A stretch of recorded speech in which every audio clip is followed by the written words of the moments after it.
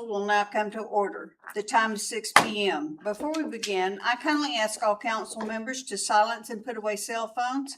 If you need to step away or attend to personal matters, please make a motion to recess. For those participating by phone, please keep your device muted unless you are speaking. When speaking, kindly state your name for the benefit of those viewing the live stream. As a reminder, this meeting is being broadcast live. The camera is located above the clock at the back of the council chambers. Our proceedings follow Robert's Rules of Order as set forth in Wasilla Municipal Code 2.04.090. To promote an orderly and respectful meeting, I respectfully ask the council to observe the following rules. Please seek recognition before speaking. No member may speak more than twice on the same motion without a vote to suspend the rules. No member may speak a second time until all who wish to speak have had an opportunity to do so. These guidelines help ensure fairness, efficiency, and mutual respect during our discussion. Madam Clerk, please call the roll. Thank you, Madam Mayor. Councilmember Cottle? Here. Councilmember Graham? Here. Councilmember Schmidt? Here. Councilmember Crafton? Here. Councilmember Johnson? Here. Councilmember Rubio? Here. You do have a quorum, Madam Mayor. All members are present with us in chambers. Thank you. Please rise for the Pledge of Allegiance, and Councilmember Schmidt, would you please lead us? I pledge allegiance to the flag of the United States of America and to the republic for which it stands, one nation, under God, indivisible, with liberty and justice for all. Thank you, sir. The next item of business is approval of the agenda. Before changes are discussed, are there conflicts of interest to declare?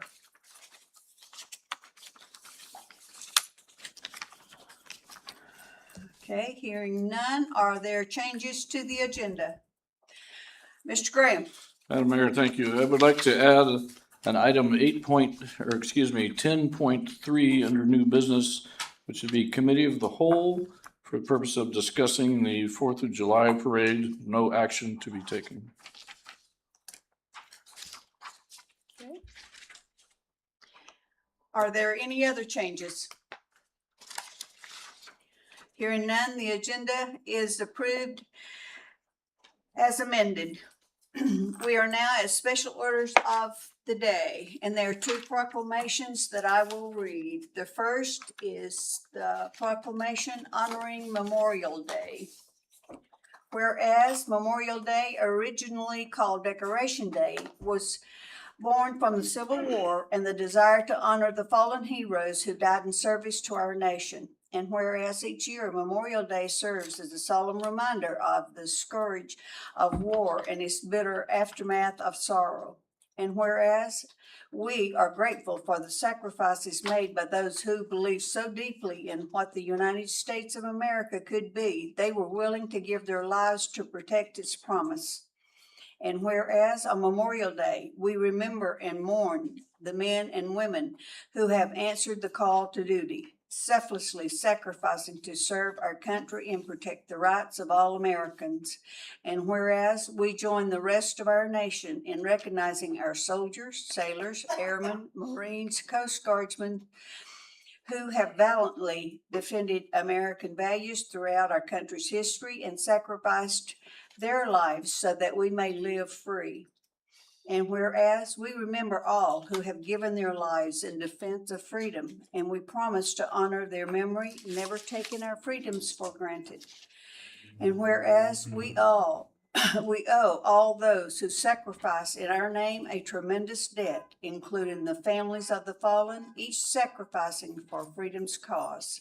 And whereas we will never forget the valor of the men and women who defend freedom, justice, and peace every day. Now, therefore, I, Glenda D. Ledford, Mayor of the City of Wasilla, do hereby proclaim May 25th, 2026 as Memorial Day in Wasilla, and ask all to join me in recognizing our fallen heroes and honoring their faithful service to our state and nation. Dated this 11th day of May, 2026. And the next one is the City of Wasilla proclamation recognizing May as Older Americans Month. Whereas every May, the Administration on Aging, part of the Administration for Community Living, leads our nation's observance of Older Americans Month. And whereas the 2026 Older Americans Month theme is Champion Your Health, which recognizes the profound impact of prevention, wellness, and personal responsibility as cornerstones of healthy aging. It encourages taking an active role in managing your own health, advocating for yourself, assessing preventative care, and making informal decisions that support independence.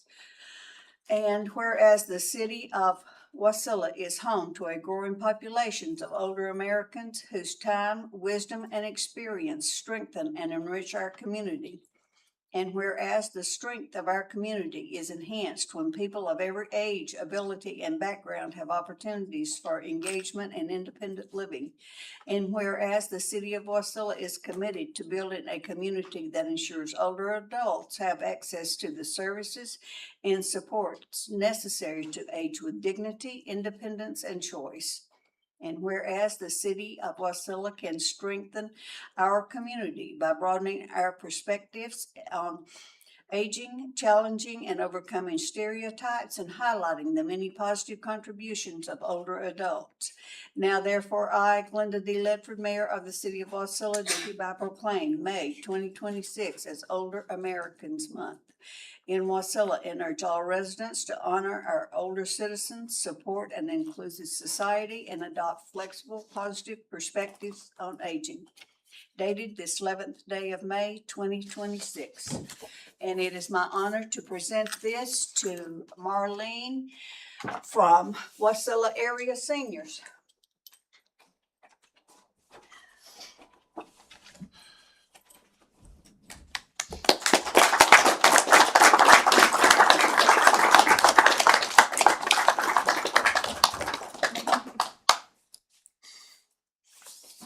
Thank you. You're welcome.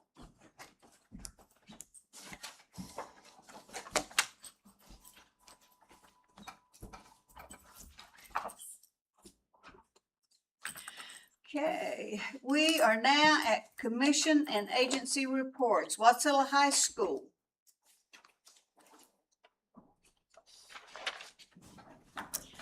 And please start by stating your first and last name. Good afternoon. This is Austin Newcity representing Wasilla High School. Wasilla High School will be hosting the ASAA Boys and Girls State Varsity Soccer Tournament, as well as the Baseball Rail Belt Championship. Many of Wasilla High School students were awarded the Region 3 Scholar Athlete Award, which requires a 3.0 GPA and participation in a varsity sport. The ASAA All-State Art Competition, starting in April, was applied to by many of our students, with Wasilla High School students having a first place in mixed media, a second place in sculpture, and a third place in sculpture as well. April 24th through the 25th was Wasilla High School's drama performance of 12 Angry Jurors, a classic legal drama. 19 Wasilla High School students made it to state and solo ensemble for music and band this past weekend. Senior Awards Night was May 6th, celebrating the accomplishments of our 2026 class. And I'm sure you all are keeping track, but graduation for those seniors is on May 19th. Student government applications were up and available last week and are due today, with elections being held this Friday. With that, this is my last report for Wasilla High School as their student body president. However, I am running unopposed for the school year 26 through 27 and will be student body president next year as well. It was an honor and privilege serving this position, and I'm excited to take on the challenge. Thank you. Congratulations, Austin. Thank you. Okay, we will now hear from the acting city planner, Nygaard, for a report on the planning commission. Thank you, Mayor. The Planning Commission met on April 28th. We took legislative action by passing Resolution 2606, which was a rezone, and there were no quasi-judicial hearings heard at that meeting. Thank you. We will now hear from the police chief Repson for his director's report.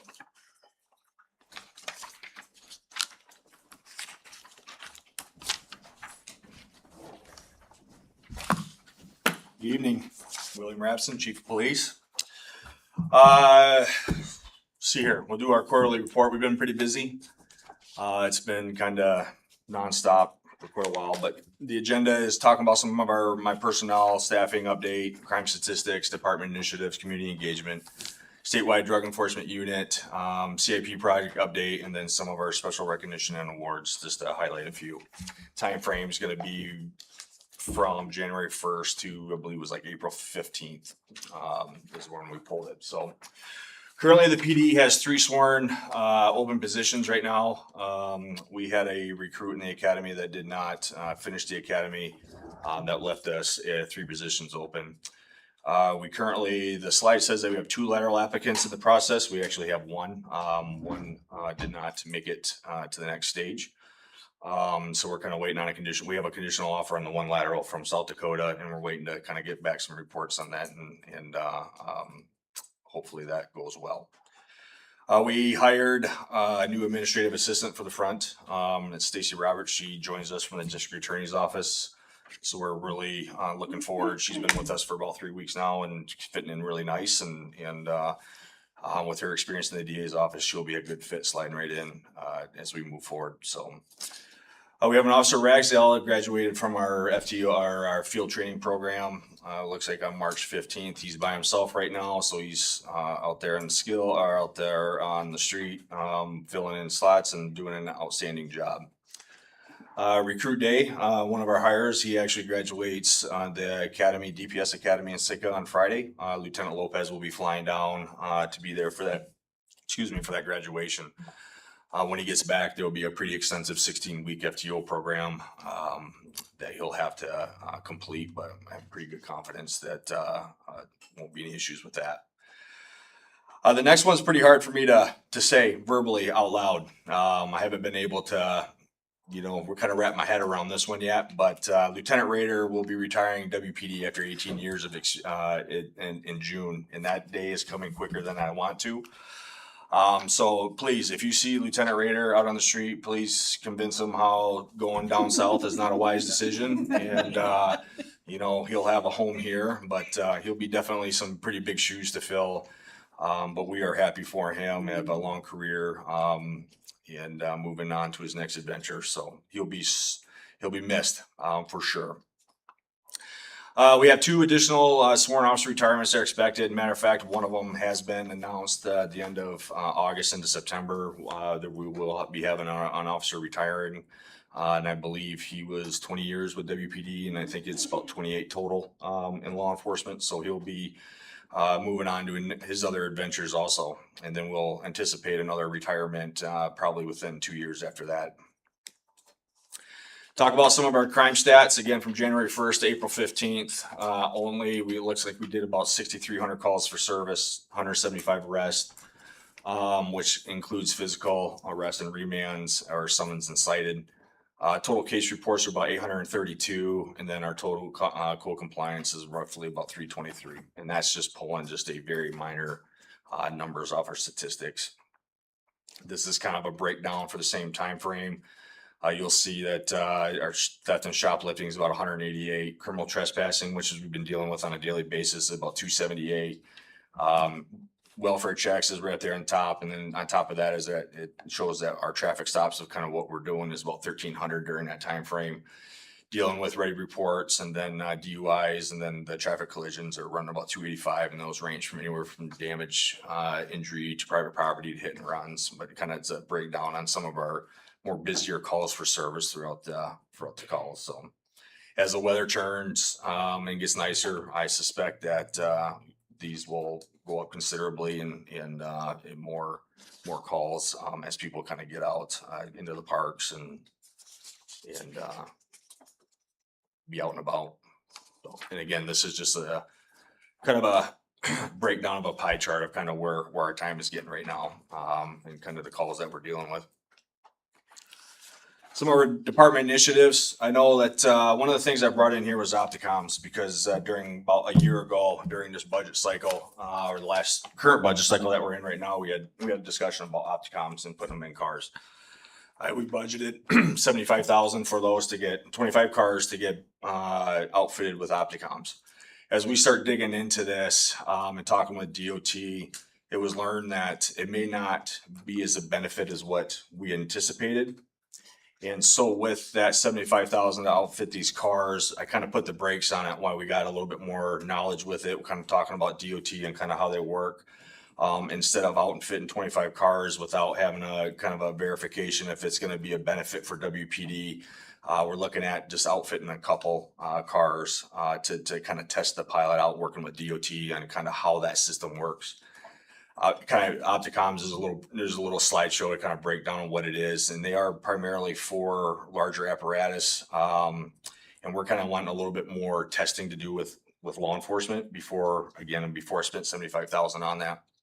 And with that, other than just buying, or using that money to have a wish list or whatever the case may be, what I'd like to do is to take that money and kind of start doing some targeted traffic enforcement with that, with some of our problem areas, about reducing some of our collisions around town with red light learners, or where we're getting a lot of injury accidents, a lot of our speed complaints. One thing that we've been kind of subject to for the course of the years is that we get traffic overtime money through the Alaska Highway Safety Office. And with that, they restrict the hours and the times and the hours that they reimburse the city for. Lately this year, I think there's only been 2 targeted enforcements, and it really is on a time frame or targets things that's not really a priority for us. And so with that is that with our own traffic overtime of, taking some of this money that was set for the Opticom, taking some of that and targeting ours, we can pick and choose the days and the times and the hours and the traffic and the location and where we want to do it. Where we'd be able to pull some statistics and kind of see if we can get some reduction on some of our injury accidents and some of the speeders that are frequently flying through the town, and have some targeted enforcement outside of patrol responding from call to call. So I threw that in there just to I think that was something that you had brought forward, Mr. Graham, Councilmember Graham, and but it was I just don't see the benefit right now, and I want to do some more testing on the Opticoms before we move forward with the whole fleet, especially at 3,000 roughly a pop. Again, these are some highlighting some of our WPD programs and partnerships of who we work with. Kind of just highlights a few. It's the South Central SWAT, the Children's Place, MCT. The drug enforcement unit, just kind of highlights a couple of them. My House are all these partnerships that we constantly work with on a monthly basis, and we attend and be a part of moving forward. Some of the ongoing training that we do, and one of the classes that I've actually been very proud to say is that since I come back in 2022, one of the courses that I want to do is have a youth CIT program, which is a crisis intervention team that's generated for the youth. And what that is that we're dealing with basically take the adult version of crisis intervention and you just modify it to the youth with the SROs in the school, and how we can kind of identify maybe a youth that maybe having a crisis incident or maybe having some disabilities or behavioral issues. And it was kind of one of those things where we are the first department and the first area in the state to pilot this program that was sponsored by APSC. I sent an officer over to Massachusetts to be a certified instructor in this. And we ended up having our first course roughly about 2 or 3 weeks ago. And it turned out to be a phenomenal course with very great feedback. And I really think that we're going to be moving forward with it. And it's going to take off through the state. So I'm really happy that this initiative took forward with the help with the Massachusetts Health Foundation that helped sponsor this and push us through. I think it's going to be one of those classes that's going to kind of attach on to the adult CIT program, and then the youth CIT program will kind of concentrate towards SROs and kind of go from there. So throughout the state. So I'm really happy over that. Then you'll talk about some of our ongoing firearms training qualifications. And then these are just our normal quarterly quals and certifications that we just maintain to keep our skills up on, to highlight a few. So as the weather turns, some of the training that we're not able to do so well during the winter will be utilized during the summer months to kind of get those done. So this is Wasilla PD in the community. I think in the last briefing that I had, it ended roughly about mid-December, and it was right around the top where we were with the shop with a copy event over at Walmart that we help out every year with. The troopers are actually the ones that coordinate it, but we are definitely a partnership, and we go down there and support that cause. And this is just some pictures of officers around that Christmas time. We are a sport of the Special Olympics. We have multiple officers that will do the torch run and be a part of the winter, the polar plunge and those type things that we go into out here in the valley, and even into Anchorage that we go and support that. Lieutenant Lopez joined just recently the Mat-Su Spring Economic Summit, where he was talking about our drones and the uses of drones in the Mat-Su Valley with the Wasilla Chamber of Commerce. And it was, from what I understand, there was about 100 people there, and it was a good discussion on kind of what drones can do for us and kind of how that operates. So some things that we got coming up that had already happened. We were at the Kids Safety Awareness Festival at Karma Cafe, the Rock Mat-Su Youth Carnival. Tomorrow, we will be honoring Officer Nate LaCours at the Sunrise Rotary at the Windbreak he was Officer of the Year. And so we will be there at 7:30, 7 o'clock in the morning, I believe, at the Windbreak. I better make sure it's at 7, 7 in the morning, and to honor, Officer Nate LaCours' hard work and his service that he does, that he puts himself above everybody else. So we'll be there and looking forward to that. So May 15th is National Police Memorial Day. We have a wreath laying and flag raising ceremony at WPD. Again, we have the Special Olympics, Alaska Mat-Su Law Enforcement Torch Run, and that's what we're going to be sponsored over in Palmer. We're going to be out supporting Rev Alaska out at the Menard. And then in May through June, we have a police officer book reading at CCS and the Wasilla Head Start Elementary School, and then we will be here to support the 4th of July Independence Day Parade, which I will be driving in a special vehicle that I'm looking forward to. So our drug investigator has been pretty busy again during the quarter, and this is what they were able to kind of pull out here in the valley. Just as basic stats that he was able to pull without kind of getting into the details of the cases, but it looks, if you look at kind of the breakdown in that of kind of how many doses of drugs that they're able to seize up there, kind of a little eye opening on kind of what's a small team in the valleys out here doing and being proactive about getting. So all that stuff that we provided gives you about a street value of about $185,000 that they were able to work and successfully get off the streets. So very happy with that, and they're definitely busy. Kind of wrap up on some capital improvements. Our perimeter fencing is just about probably 98% done. I believe we're just waiting on the motors out there to get the gates openers and get those up and going to get it fully secured. Again, one of our biggest things is that our bulk fuel has turned into be quite a excellent purchase that we're able to do. And on top of that, saving the city a bunch of money, especially with the fuel costs are costing right now, and jumping on the state's contract and saving some money that way. Again, this is WPD Officer Nate LaCours and sent to Jay. Can't forget about K9, just sent to Jay on there, that she will be hopefully there tomorrow. So you'll be able to see her. But again, this is an excellent choice, and this is something that's very well deserved for Officer LaCours. That's all I have. I know we got a lot on the agenda, so I didn't want to keep it kind of short and sweet, and open for any questions. Mr. Johnson. 2 questions. Thank you for a very good and thoughtful presentation. On upcoming events, I remember last couple of years, there's been sort of coffee shop visits with the cops. And do you plan on doing anything like that, where you'd have an officer, posted at some place where you can just go and sit and have coffee with them, you know, at Starbucks or something? We always support that. We haven't been approached by having any of like Starbucks or Crema or any kind of local coffee shop to have that, but we always support that and try to support that when we can, given the staffing and all that. So we're always open to do that. It was a great benefit. And officers really enjoyed it. I have not seen that come across a request to have an officer kind of do with that, but Okay. we're definitely open to it for sure.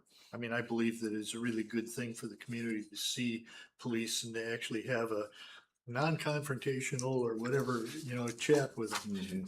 Secondly, on the page for drug enforcement, we pulled off 190 grams of fentanyl. I remember 2 years ago, we pulled off about 3 or 4 kilos, which would be an order of a magnitude greater than this. So have you noticed the drop in, say, fentanyl within the community?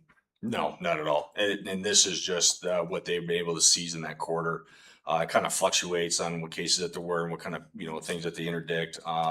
You know, it will range from each quarter to each quarter on kind of what they're doing. You know, it could be one interception of a, you know, something in a package that comes in there, just probably like what that case was, is that it's going to, you know, have such a large seizure on it where it will just fluctuate from the next quarter on what they're working. So I don't see it. Matter of fact, I think the state come out with a report where fentanyl is extremely on the rise. To what percentage, I don't remember, but if I recall, it was up over 100% rise on it, if I recall correctly. And I don't see it coming down anytime soon. Thank you. Mr. Graham? Thank you, Madam Mayor. I have several questions, if I may. I'll just kind of run them one at a time here. First thing, we're talking about personnel and staffing. Do we have any recruiting initiatives that are different than what we've been doing in the past? I mean, we are consistently, like most departments, consistently out headhunting. Some departments are very successful in keeping their rosters at 100%. We aren't anywhere near that point. So are we investigating, working with HR to find new ways to We look advertise at to job persons? fairs, we look at where our benefits gonna be the best. You know, it's a lot of time and personnel, and if it's gonna be an outfit, like say example at, you know, we're gonna be out supporting Rev Alaska. Typically, those type of places like that out there to have a recruitment booth are not very productive. We try to get a lot of personnel in the military base and talk to people that are just getting ready to discharge from the military, to talk to them and get out there. We have our biggest recruiters are our officers word of mouth. We field more calls from other officers and laterals and talking. As a matter of fact, I just talked to a lateral of 20 years from Michigan that's looking their way to get up here. And we've been talking back and forth, and they will be here in July, and kind of keeping those contacts is usually how it is. We have some talks with some other laterals that are some departments in the state. And we have a couple of them that are going to come in and do some testing. So when we try to do recruitment, we try to kind of think outside the box. I was just at Bass Pro over the weekend, and APD had a recruitment booth at the front door of at Bass Pro. Yeah.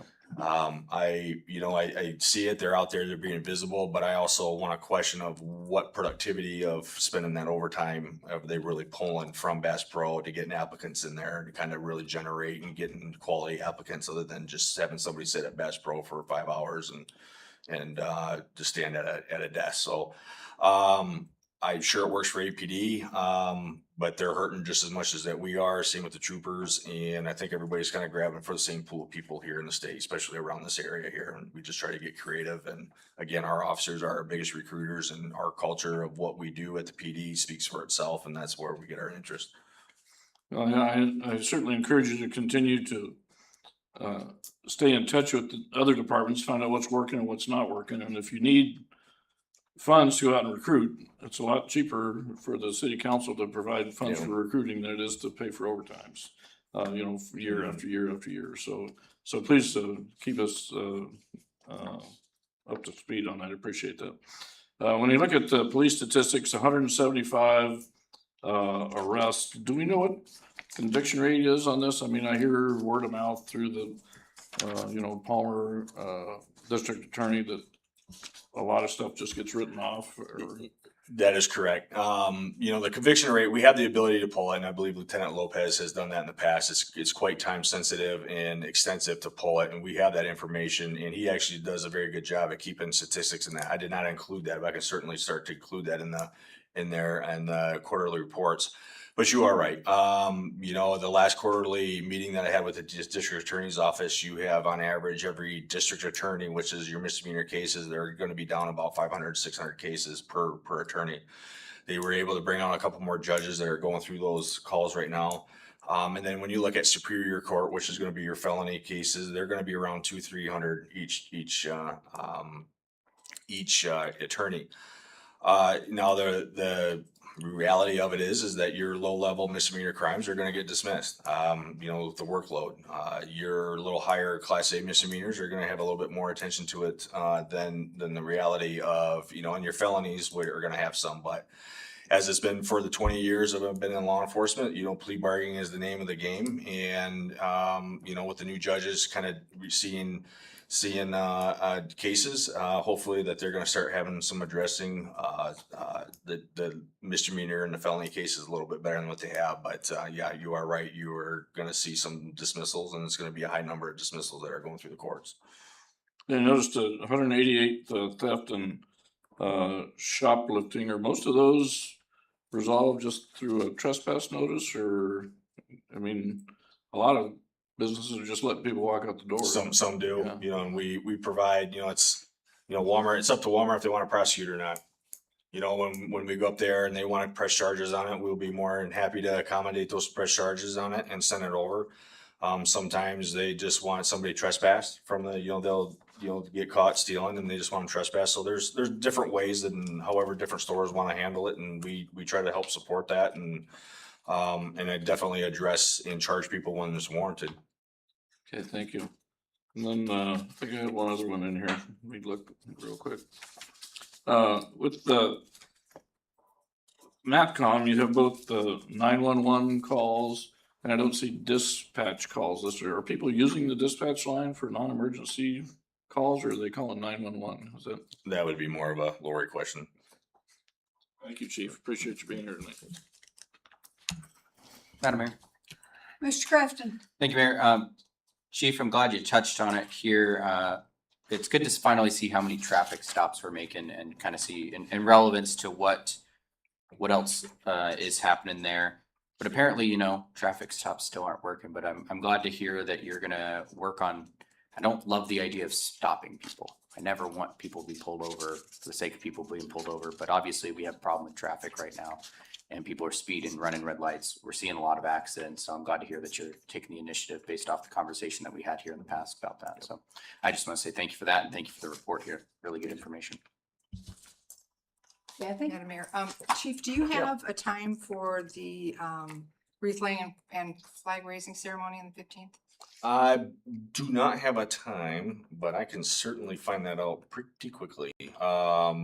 And I can get back and let everybody in the council know when that will be at. And then Lieutenant Lopez is the one that usually generates that. And we'll go from there. So I can get you a time and I'll send it out here within 24 hours. All right, thank you so much. Mr. Schmidt? I want to say thank you for the presentation and thank all the guys down there. We appreciate all the hard work they do for our city. Thank you. So just tell them what we appreciate it. Thank you. Okay. Thank you, Chief. Thank you. Shut this. Someone get to shut it. We are now at public hearing. Madam Clerk, please read the ordinance by title. Thank you, Madam Mayor.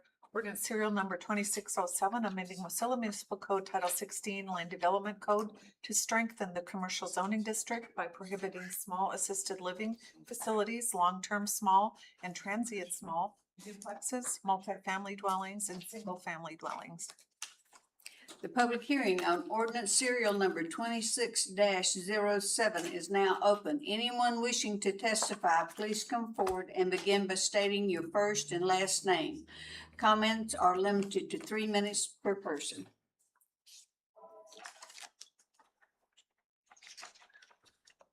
Senator Wilson.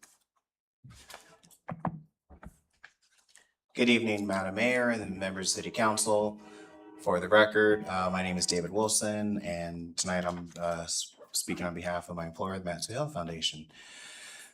We sent you guys an email, sort of this letter before. I'm just going to read parts of it here for the record. On behalf of the Matsu Health Foundation, the letter came from our CEO, Esther Pitts.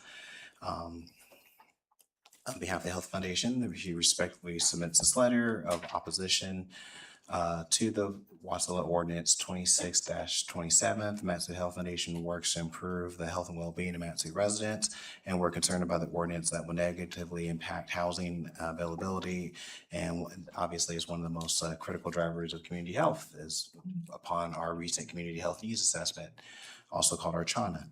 Archana has often identified this as one of those top community health priorities alongside behavioral health needs. And it is emphasized not only healthcare is important as our health needs, but one of those social drivers of health or social determinants of health is stable to access housing, economic opportunities, and community infrastructures. We've also done, Connect to Matsu has also done recent surveys and highlights the urgency of this issue.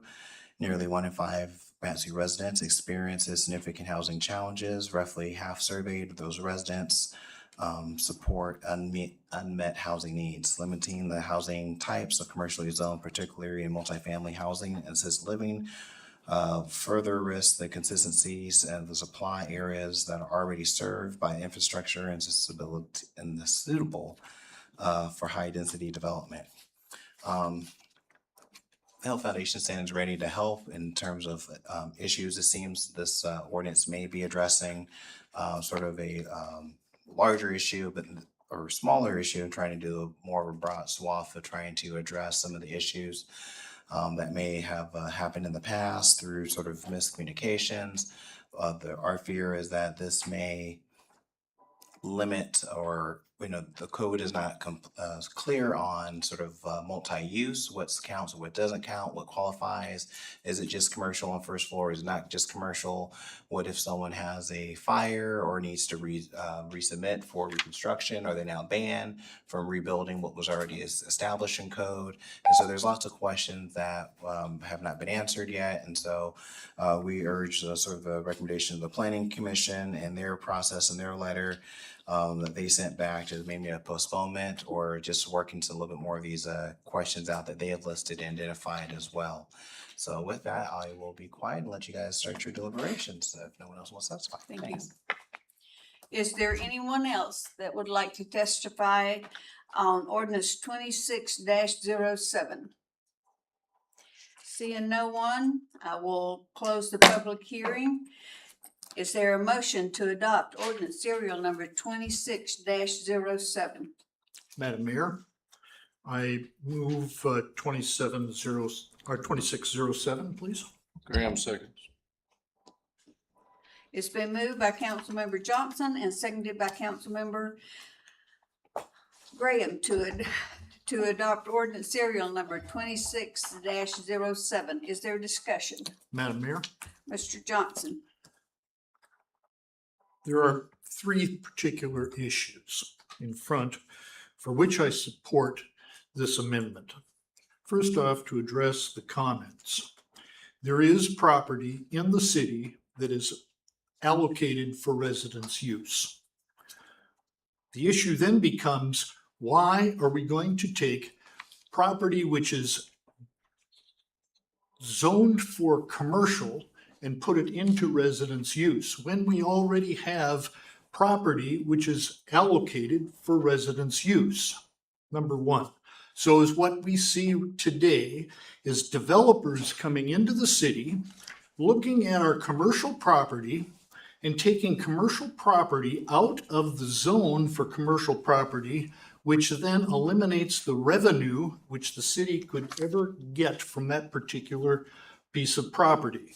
So at this particular point, developers, not the city, are using our regulations against us to force zoning changes which never come before the city council or even really effectively in terms of the planning commission.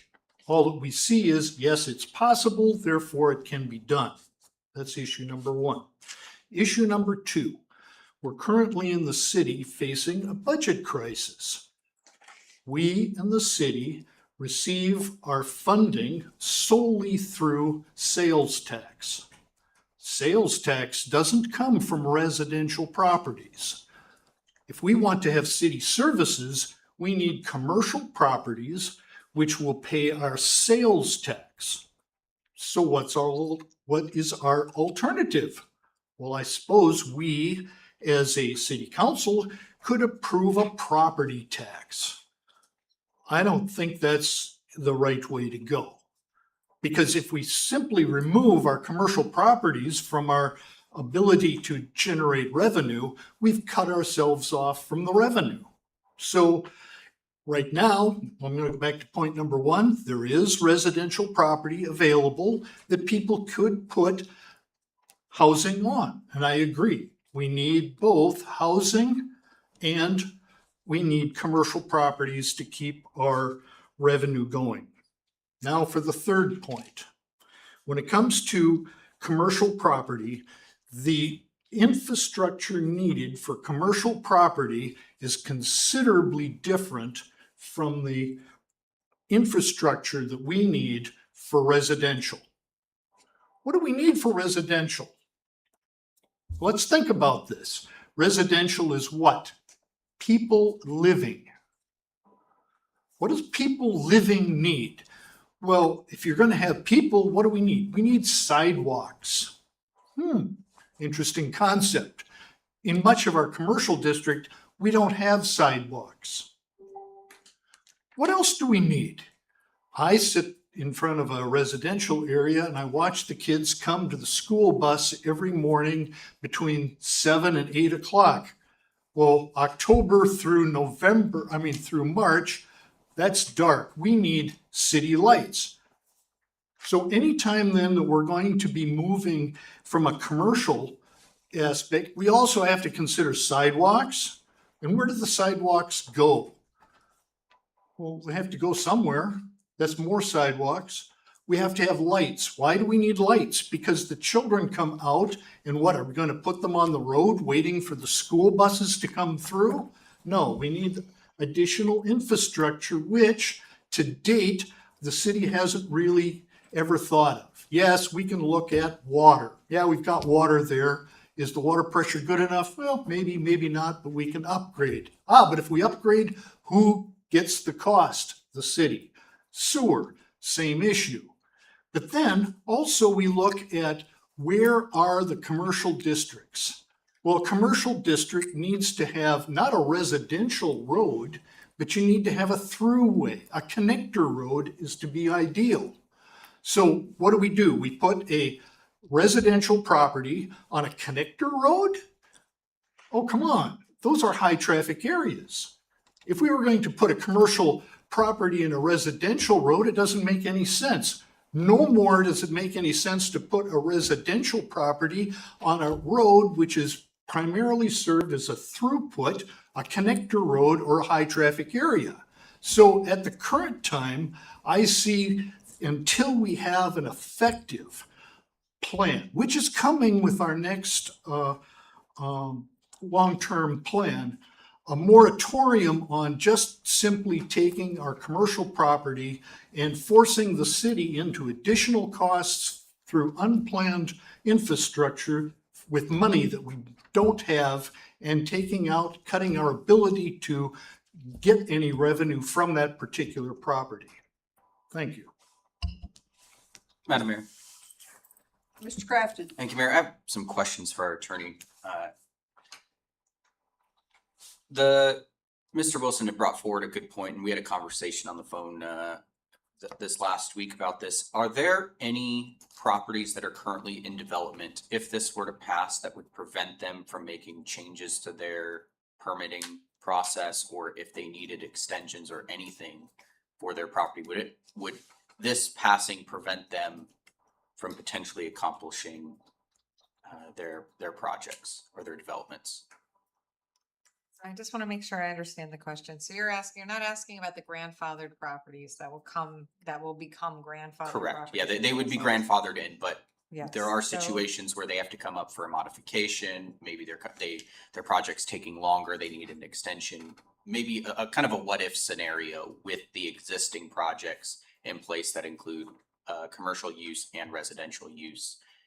Is there a chance that it would prohibit them from completing their project in some fashion? I know it's kind of a broad question here. So because the way your code is written is to anticipate an application during a transition of a code and how that's handled, they'll come into, so let's say that you have a permitted project. It will not be stopped. It will be Correct. allowed to complete. It's, Yep. but it will become a grandfathered project. It will still have the limitations of the new code placed upon it. So it won't have those limitations in that you will now have, let's just say it's a commercial or it's a residential or we'll take a small assisted living facility as an example, which will now be prohibited. That would be able to be built and that use would be approved because it was approved. But any changes to it would be analyzed as if it was a non-conforming use. And so so that would apply to permits, but that would also apply to all of the property. So one of the analyses that you did when you being council and the planning commission, when you repealed the overlay district, was the analysis over what happens to all of the properties within the overlay district. And the answer was they revert to a commercial district. So this would, all of those properties reverted to the commercial district, however, many of them would be outside we'll call it a pure commercial district. They're sort of, that's where we're moving. Those would all become non-conforming. Those would all become subject to those limitations on non-conforming uses. Did I think you answered my question enough. Okay. Another question, if we were to postpone this, is there a way to wrap something in stating that we're not taking any applications or any applications that were put forward or that wanted to come forward, we wouldn't take for the purposes outlined in here? Basically as a way of us, we're considering removing these portions of code. It would prevent somebody from coming forward and saying, hey, I want to put a single family in commercial before they pass it, essentially, because it's up for, we're fleshing out those ideas a little bit more. If we were to postpone, is there some way we could do that? Basically just say, hey, we're not taking those applications right now. It's a good question. I think in order to do that properly, we would have to do it by ordinance because the way that your code is drafted right now, it has very precise procedures for obtaining a conditional use permit, a variance, and so on. So in our districts, what's permitted, what is not permitted, and then the process is all laid out. So what you would do is you would bring forward an ordinance, and I do think it would need to be specific. That would be an ordinance that's in essence a stay or moratorium on those Specific items, yeah. Yes, and that way it applies. I mean, one of the things we talk about is always ordinance in, ordinance out. We never stop something you can do by ordinance with, say, an action that is less than an ordinance. So it would be a non-codified ordinance that would have sort of a sunset date or could have a date that you put in that would put that moratorium. The last question I have for the moment too. I know in our code, we do it does talk about mixed use where we have commercial residential uses, but it doesn't fully outline exactly what we would like to see with those. And then I know there's also the discussion too of a multifamily, that a multifamily specifically states it's a residential use of 3 or more units. If we wanted to modify so that we allowed mixed use where we're trying to see commercial plus residential uses in a vertical scale, is that something we could amend this to look like, or would we need to bring forward a completely new ordinance to modify something like that? That's an interesting question because when we talk about using a mixed use or creating a mixed use district, you have sort of Not so much a district, just a use. okay, so that it can be done in a couple ways. So Wasilla is unique, or I have not seen a community of Wasilla's size that does not have a mixed use district. It's unusual, I think. But I believe what happened was Wasilla used overlay districts. Correct. And that was their answer to mixed use, right? So you can do a couple things. You can take an ordinance and create a mixed use overlay district that allows you to sort of pull up the map and say, for right now, we're gonna put a mixed use overlay district here, here, and here. So that we are ensuring that that we have that. Yep. The other option would be to pass an ordinance that creates a mixed use district. But the overlay district is really the tool Wasilla has given itself to amend the zoning map in a way that adds mixed use. So you wouldn't sprinkle it in so much unless you're amending the districts themselves to add a mixed use. So those are sort of the tools you have right now. So and then there was one part of your question I don't know that I fully understood. So you said, could we use it to change this? And I think we were talking about the ordinance, but could you explain that a little I bit mean, more?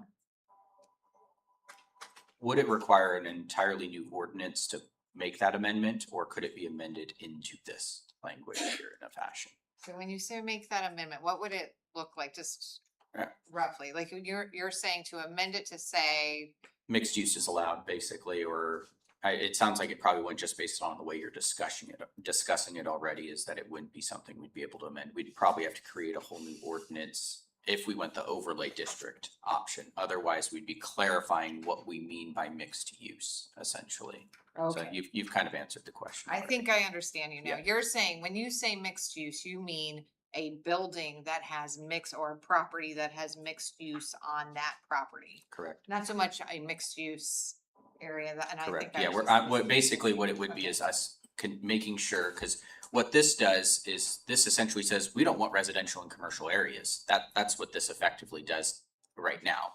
But what I'm not opposed to residential and commercial areas, but what I don't want to see is complete residential and commercial areas. Like Mr. Johnson said, we live off of sales tax. It's not the only revenue source, but it is 2/3 of our revenue source, and we need to make sure that we are encapsulating and honoring all the areas that can be used for that sales tax. And so, again, I think it's a great idea to have mixed use because, yes, we do have a housing shortage, and we need to find additional opportunities to create affordable housing. And that's one of those opportunities that I'd like to see. And it's an opportunity we discussed during Title 16. So you've answered my questions for now. I know Mr. Graham's got something, so I'll yield for now. Thank you.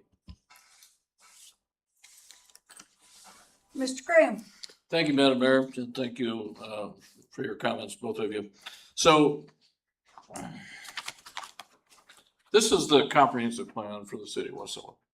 The comprehensive plan was developed, like comprehensive plans for most communities, to reflect how a community is going to grow and how it's going to serve those residents. So typically you have the core of the city is commercial, okay?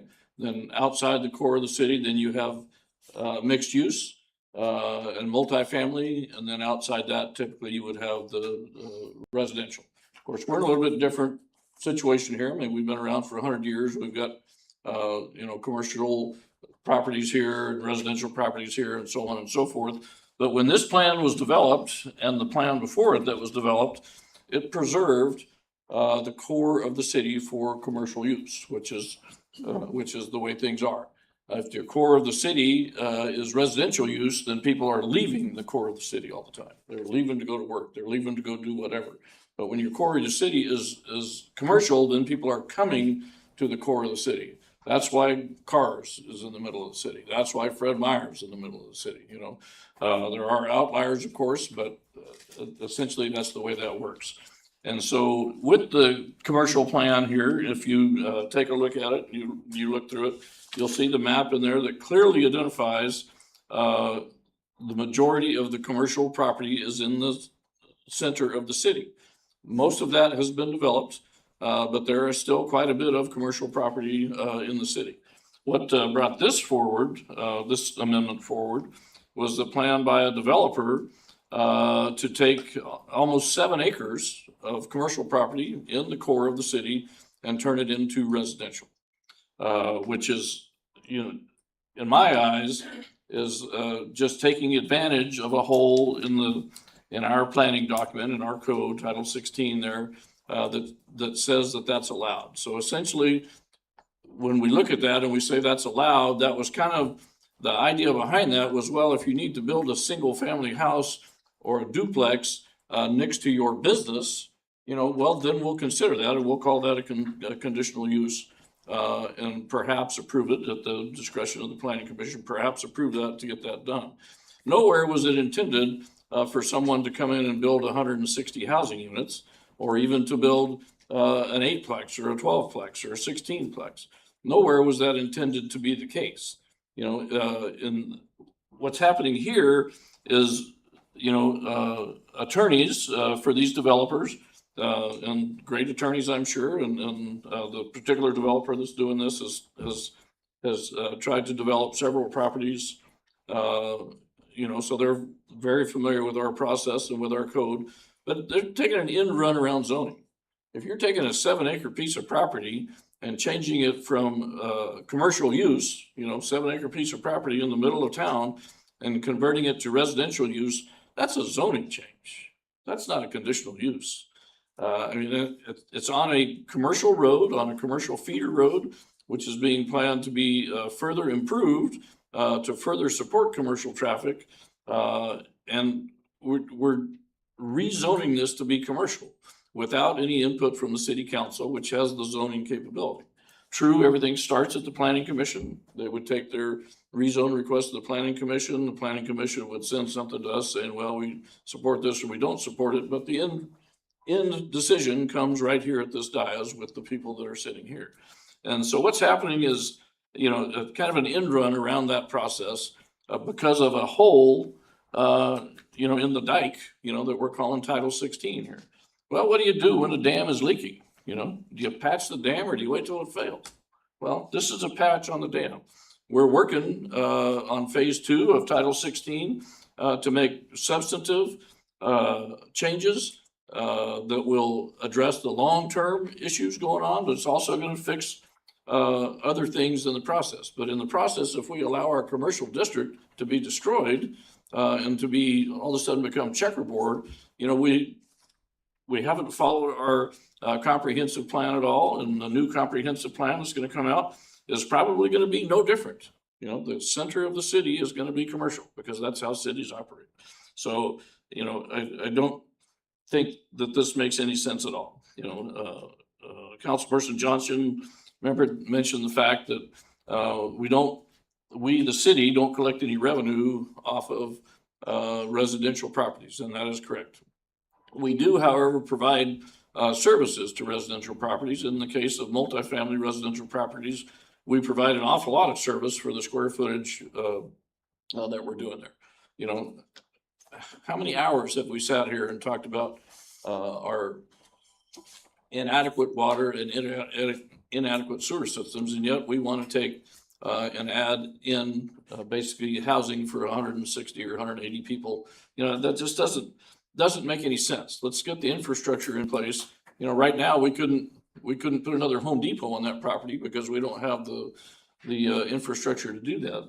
And I definitely don't think that we have the infrastructure to do this, because if we start putting residential into commercial areas, that changes the need for infrastructure.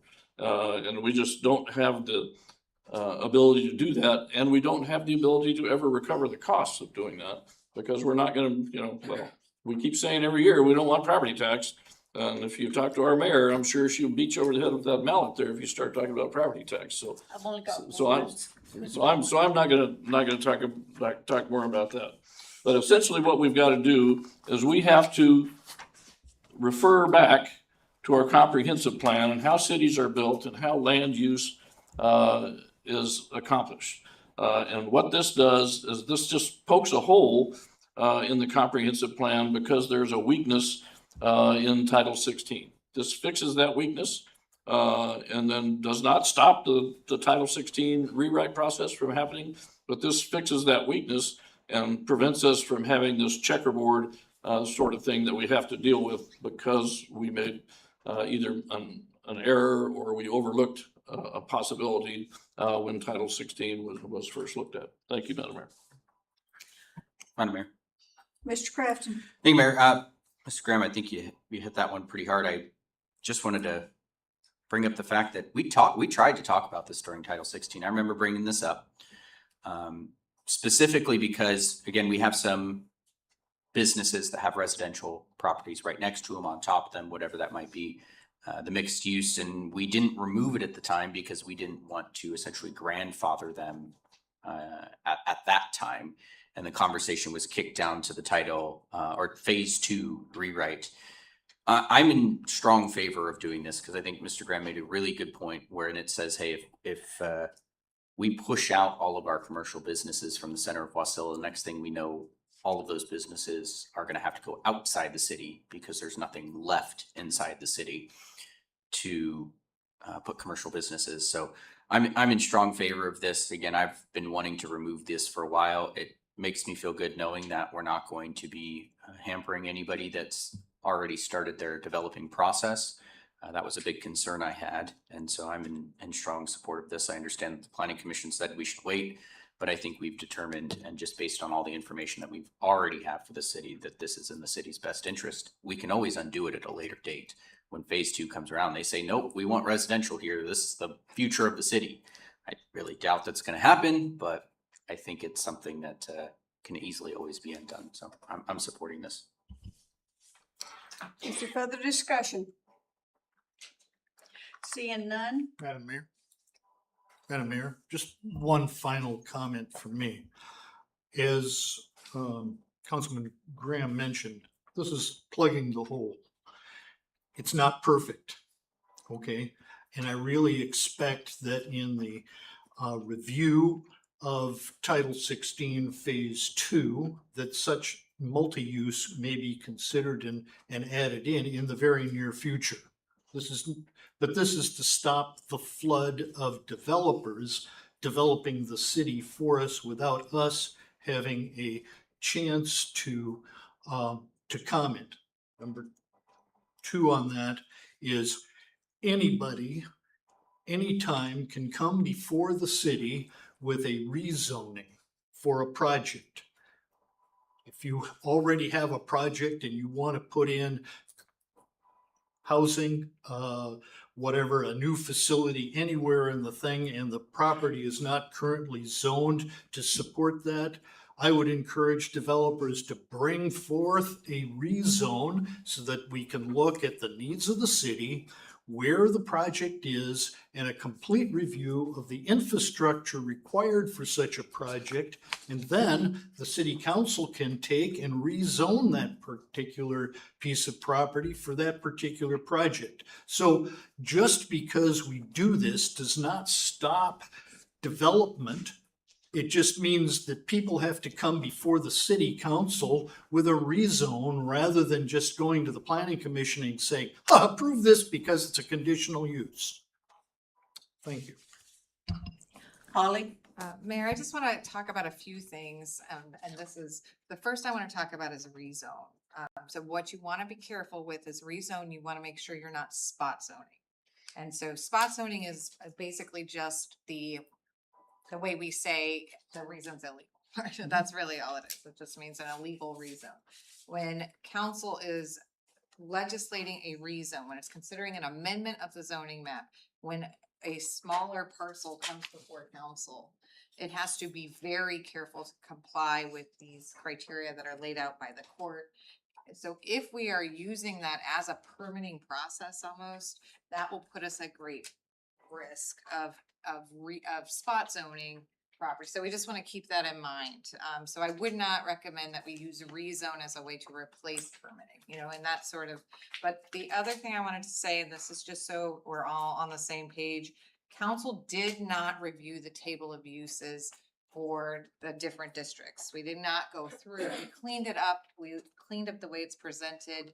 We cleaned up procedures, but that is phase 2. That's what, and council is waiting for the comp plan. So just so you know, because you may find that these holes, you're gonna find a lot more of these holes, and I just want it to be clear for the public that you intended to keep, you weren't trying to plug the holes yet. So to the extent you plug a hole now, I'm not, you know, I have no legal opinion on that. I just want to make sure that that's clear. The other thing that council will want to pay attention to, so when you do talk about mixed use, can you preserve mixed use? We'd want to look at accessory dwelling units, because we changed the rules regarding accessory dwelling units, which would allow for some mixed use. Councilmember Crafton was talking about mixed use on a property. You can, for example, in some circumstances, I'd have to look at it, but you might have a employee housing, or you might have some sort of dwelling unit that is permitted currently on in a commercial district or on a property. But to the extent you want to add mixed use to this, when you're saying, can we add mixed use, and all you want to say is a property with 50% residential and 50% commercial use, or something like that, the one thing you want to be aware of is you have small assisted living facilities, which are commercial in nature, right? But they're also residential, so we just want to pay attention to that language, and so we might, yeah. So I think those are all my sort of legal considerations as you move forward. Madam Mayor, Mr. Johnson? I know this is the third time, so. Yes, sir. this- Question then for the attorney. At the current time, is what we see happening, and I'd like your comments, is developers coming in with multiple properties, trying to apply the conditional use permit across multiple properties, which in my mind would really be tantamount to a rezone rather than a specific property. That's what I see happening right now that this would eliminate. Can you comment on that, please? If a developer came in and they had multiple properties, and would you say mixed use, they sort of are creating a, They're just using conditional use permit across all of these group of properties well, that to should make a be- development. Is that happening? That Yes. would generally be a planned unit development. It where they should would be do a that. planned unit Otherwise, development. the conditional use permit application, do we have some that are going across multiple parcels? We have one that has two separate lots. Okay, that they're pulling together Yeah. for, generally, we use a planned unit development for that. But if, I guess if you have adjacent lots, we're in essence doing sort of companion permits, I guess, for the, It's, yeah, it's So- two lots together. okay, usually that would be replatted, there'd be a replat process. So, I mean, we haven't talked about that parcel, but we will. So under the law though, generally a conditional use permit is for a lot of property. So that's something that we can talk So about. in this particular case, the conditional use permit would not apply because it's multiple properties that they would be attempting to adjoin together. So the appropriate way to go multiple property would be a project plan, is what you're saying. Well, it depends on the use. I mean, you might have two simultaneous conditional use permits. You know, I have parcel 1 and parcel 2. I'm applying for a conditional use permit for each of those because we look at the use of the land. If they want to join them together and use them for multi, you know, but this is, I mean, but those, one thing I will say, that is, so the planning commission, when they're looking at these things and the criteria, the one thing I don't want the council to, there is this sort of feeling that the planning commission was required to make a determination based on the criteria. There is a lot of room for the planning commission to apply that criteria to find that that's not a harmonious use in that neighborhood, right? And that's just because, just because the planning commission did not make that determination does not mean they don't have the discretion to make that determination. And so we've been working with the planning commission and training to make sure they know exactly how, you know, the scope of their authority and how they can apply that criteria to make their determinations. Thank you. I want to caution, I know that you get passionate about these things and whatever, but please consider the words that you're using because the public will take one word and run with it and it'll be a total different meaning than what the way you used it. You used moratorium. I didn't use moratorium. So they'll take it and run with it. Anyway, Ms. Rubio, Thank you, Madam Mayor. I just wanted to get the administration and the acting planner to weigh in on this ordinance for us, if we can. Thank you, Councilmember Rubio. There was a pretty robust conversation with the Planning Commission regarding this particular ordinance. And what I heard repeatedly, and that's what they directed me to put in the resolution, is it was kind of a knee-jerk reaction for an application that came through that had a lot of community input. And so as they looked through, there was 2 meetings that we had that they looked through the chart use. They felt like they didn't have enough information for what's going to happen with the phase 2 of Title 16 as well as the comp plan. So they asked, the directive they gave the planning department is to create the resolution that postponed this ordinance until they had those 2 tasks completed. And so that's what I did. Thank you. is there further discussion? Hearing none, is there, let's take a roll call vote. Madam Clerk. Thank you, Madam Mayor. This is on the adoption of ordinance serial number 2607 as presented. Councilmember Cottle. Yes. Councilmember Graham. Yes. Councilmember Schmidt. Yes. Councilmember Crafton. Yes. Councilmember Johnson. Yes. Councilmember Rubio. Yes. Madam Mayor, the motion to adopt ordinance serial number 2607 passes unanimously with council members Cottle, Graham, Schmidt, Crafton, Johnson, and Rubio in support. Thank you. Madam Mayor, may we take a 5-minute recess? It's 7:11. We will be back on the record at 7:16. Mayor, you want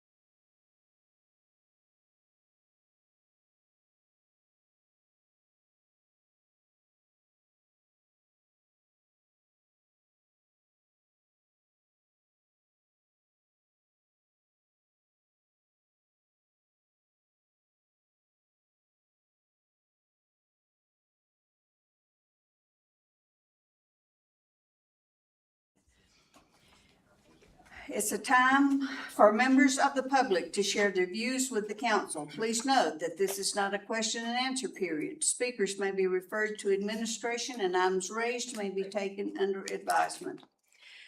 Please begin your testimony by stating your first and last name, and if you're a city resident, comments are limited to 3 minutes. And the first one is David Wilson.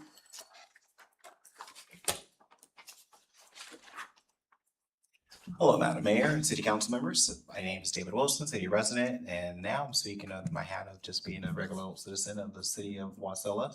I want to thank the city for doing their wonderful cleanup days, but I do have a concern upon what I call those tree ghosts that are living in all the trees southwest of every major business within the city. Mostly you can see it on Old Matt. Basically from where that used car dealership going down west to probably around Enterprise, and then it picks up again as you come to the southwest businesses, sort of Fred Meyer's area. And you know, I saw the railroad out there picking up stuff on their property and easement, which is wonderful. Over the weekend or Friday, they were out there doing that, and other folks and civic organizations are doing their trash pickup. But just didn't know if anyone in the city would or have a way to help clean up some of those properties and sort of the trees that are going down. Like I said, we've had 4 major windstorms. But I think there's a wonderful picture and example of this in the recent article in the Mat-Su Sentinel. Shows a picture of Old Matt because it's one of the easiest places to look. I know several folks live around businesses, they're operating around there. The places in front of those condos right there, the rail, like I said, those tree lines and all those tree lines from, I'm not sure if I know Old Matt's a state road, so I'm not sure if it's a state easement road or property that city can partner with the city and try to partner with the railroad to help clean up some of those areas in the city. Just not sure on how we can get that sort of beautified in that situation. And other than that, I just want to say thank you guys again for all the hard work and service you guys do for this wonderful community. And I did have a question because and I know that you guys already passed that ordinance, but the question sort of wasn't answered on what happens if you have to redo a property. You talked about what was already in that code, so maybe I'll follow up with the planner and ask them for that. And want to invite you all to come down to Sunrise Rotary tomorrow at 7 a.m. at the windbreak to see our wonderful mayor and police chief and our dispatcher of the year as well. We talked about the policeman of the year, Right. but there's also will be a dispatcher of the year award as well. So I think I counted the audience. I think there were 7 Rotarians here. And so it's a wonderful opportunity for folks that aren't Rotarians to come and see what we do. And is it all the things in concern? And is it the truth? Is it fair to all concerned? We'll build goodwill. And I'm missing one of them, but the last one, the sort of unwritten 4-way test is it fun. So why don't you guys come down and have a little bit of fun at 7 a.m. because, noontime Rotary for folks that can't wake up early enough to conquer the world. So, thank you. David, you need to change the name of that Rotary to the 10 o'clock.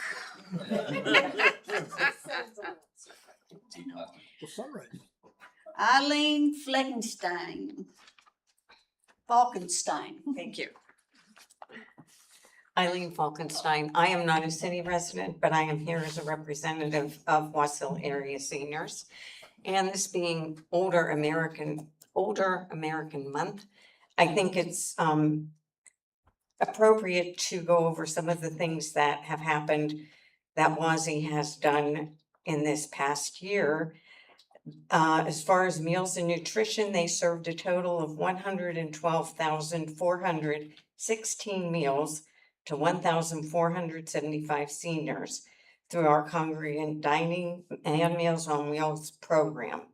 We've also picked up Palmer because Palmer is no longer providing Meals on Wheels for their seniors.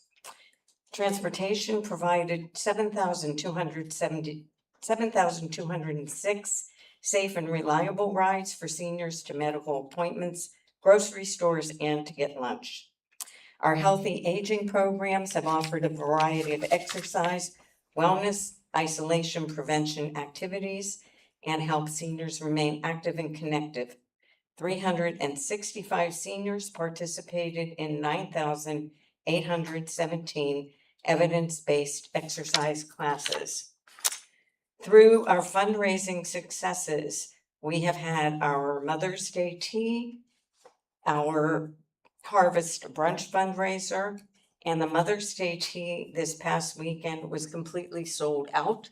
And we had the online auction, the in-person auction.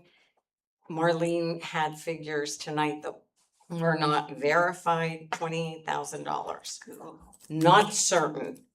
So we have done a great job as far as continuing on the mission to enable seniors to live independently for as long as possible. That's what WASI wants to do. We do have our Miles for Meals Fun Run coming up on June 20th. There is a $30 registration fee. There will be a barbecue afterwards for people that participate in the fun run. And thank you for your support, as always, for our seniors in the Valley. Thank you. Eileen, is there an age limit that they're delivering to in Palmer? I don't know that. I thought it was 75, 80? 80 years old and up. I don't know that. That would be a question for Marlene. Yeah, I think, But they do a good job. yes, they do, absolutely. And they take on basically the whole borough. You know, that's where it's going to. Thank you. Jeannie Trzynski.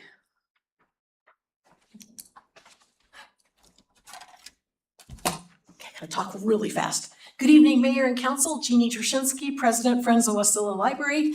I'm glad to hear it's Old People Month. I thought every month was Old People Month, but that's just because I'm an old people now, so. And that's a great segue into my first thing.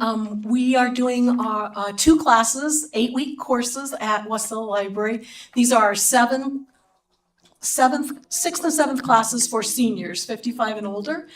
And we also are doing classes around the valley at 4 other libraries. I brought for you tonight a list of where their culminating events will all be held.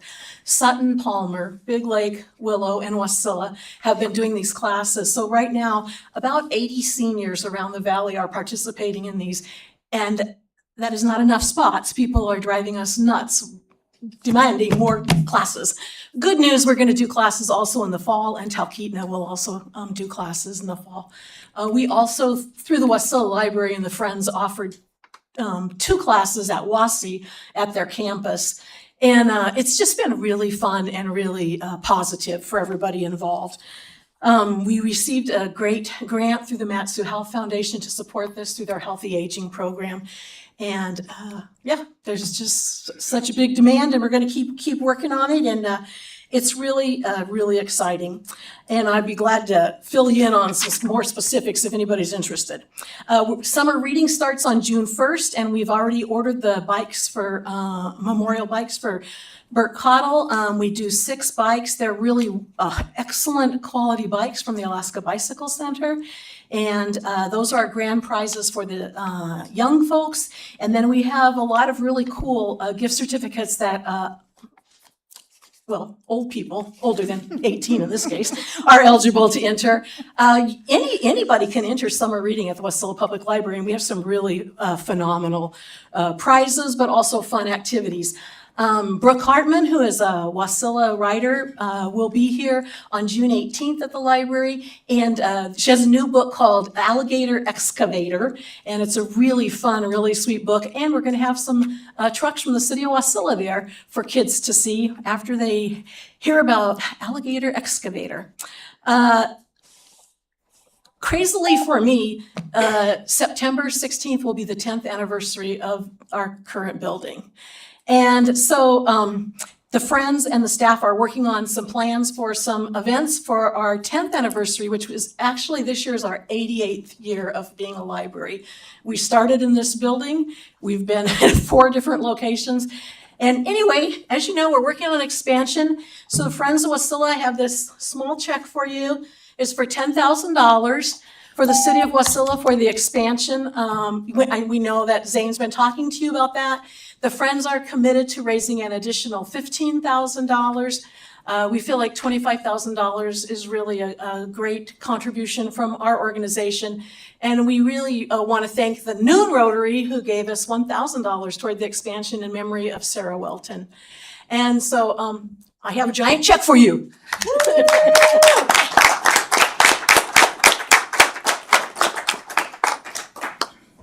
Look how pretty that is.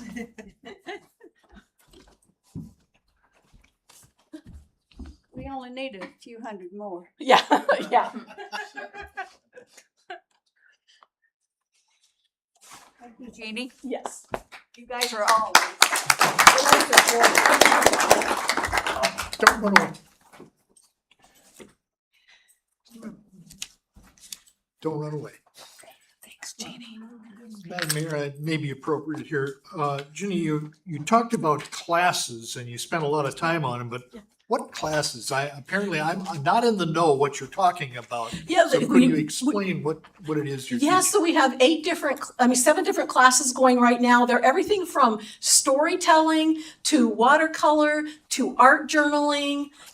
They're just each area is offering these classes and they're 8 weeks long. Yeah. Thank you. And if you come, I gave a list there to Jamie, so if you come to one of the events, you'll get to see what the artists have created. It's amazing.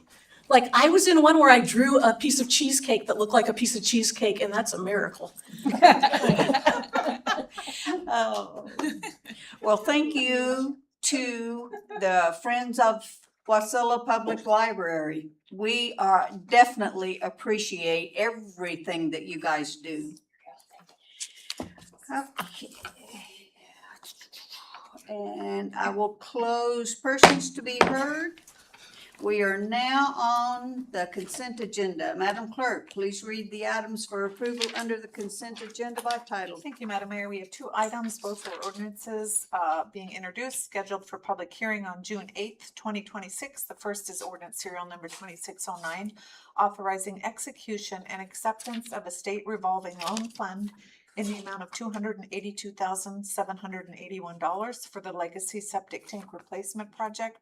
And lastly, ordinance serial number 2626, providing for the adoption of the annual budget for fiscal year 2027 and appropriating funds to carry out said budget. And Madam Mayor, I just really quick wanted to point out to council, you have, and the public, you have a yellow copy of the ordinance here. This is a replacement page for your budget book. The only thing that changed is on line 32.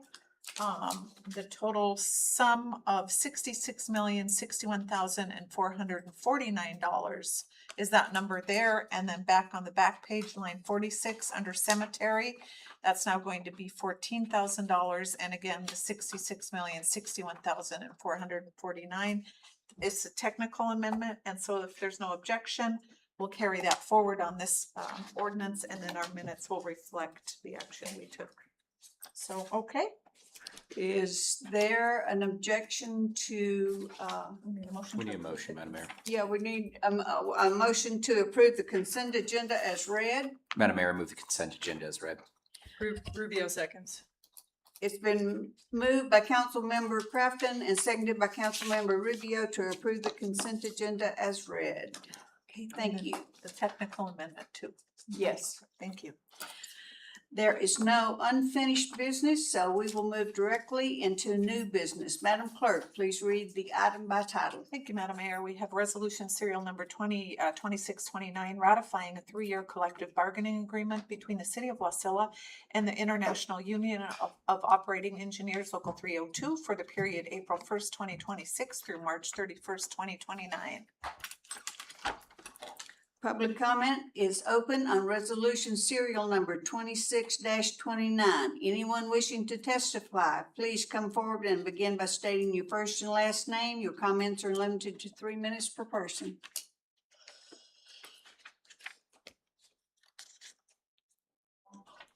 Seeing no one, the public comment portion is closed. Is there a motion to adopt resolution serial number 26-29?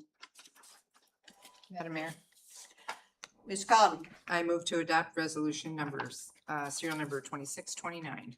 is there a second? Seconded. It's been moved by Councilmember Cottle and seconded by Councilmember Crafton to adopt resolution serial number 26-29. Is there discussion?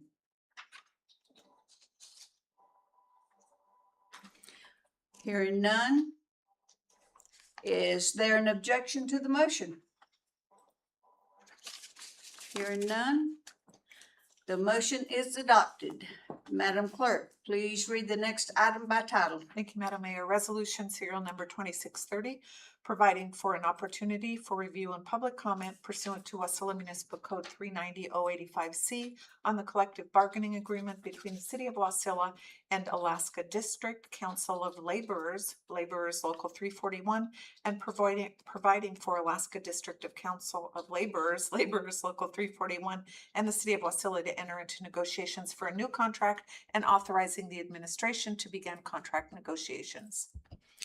Public comment is open on resolution serial number 2630. Anyone wishing to testify, please come forward and begin by stating your first and last name. Comments are limited to 3 minutes per person.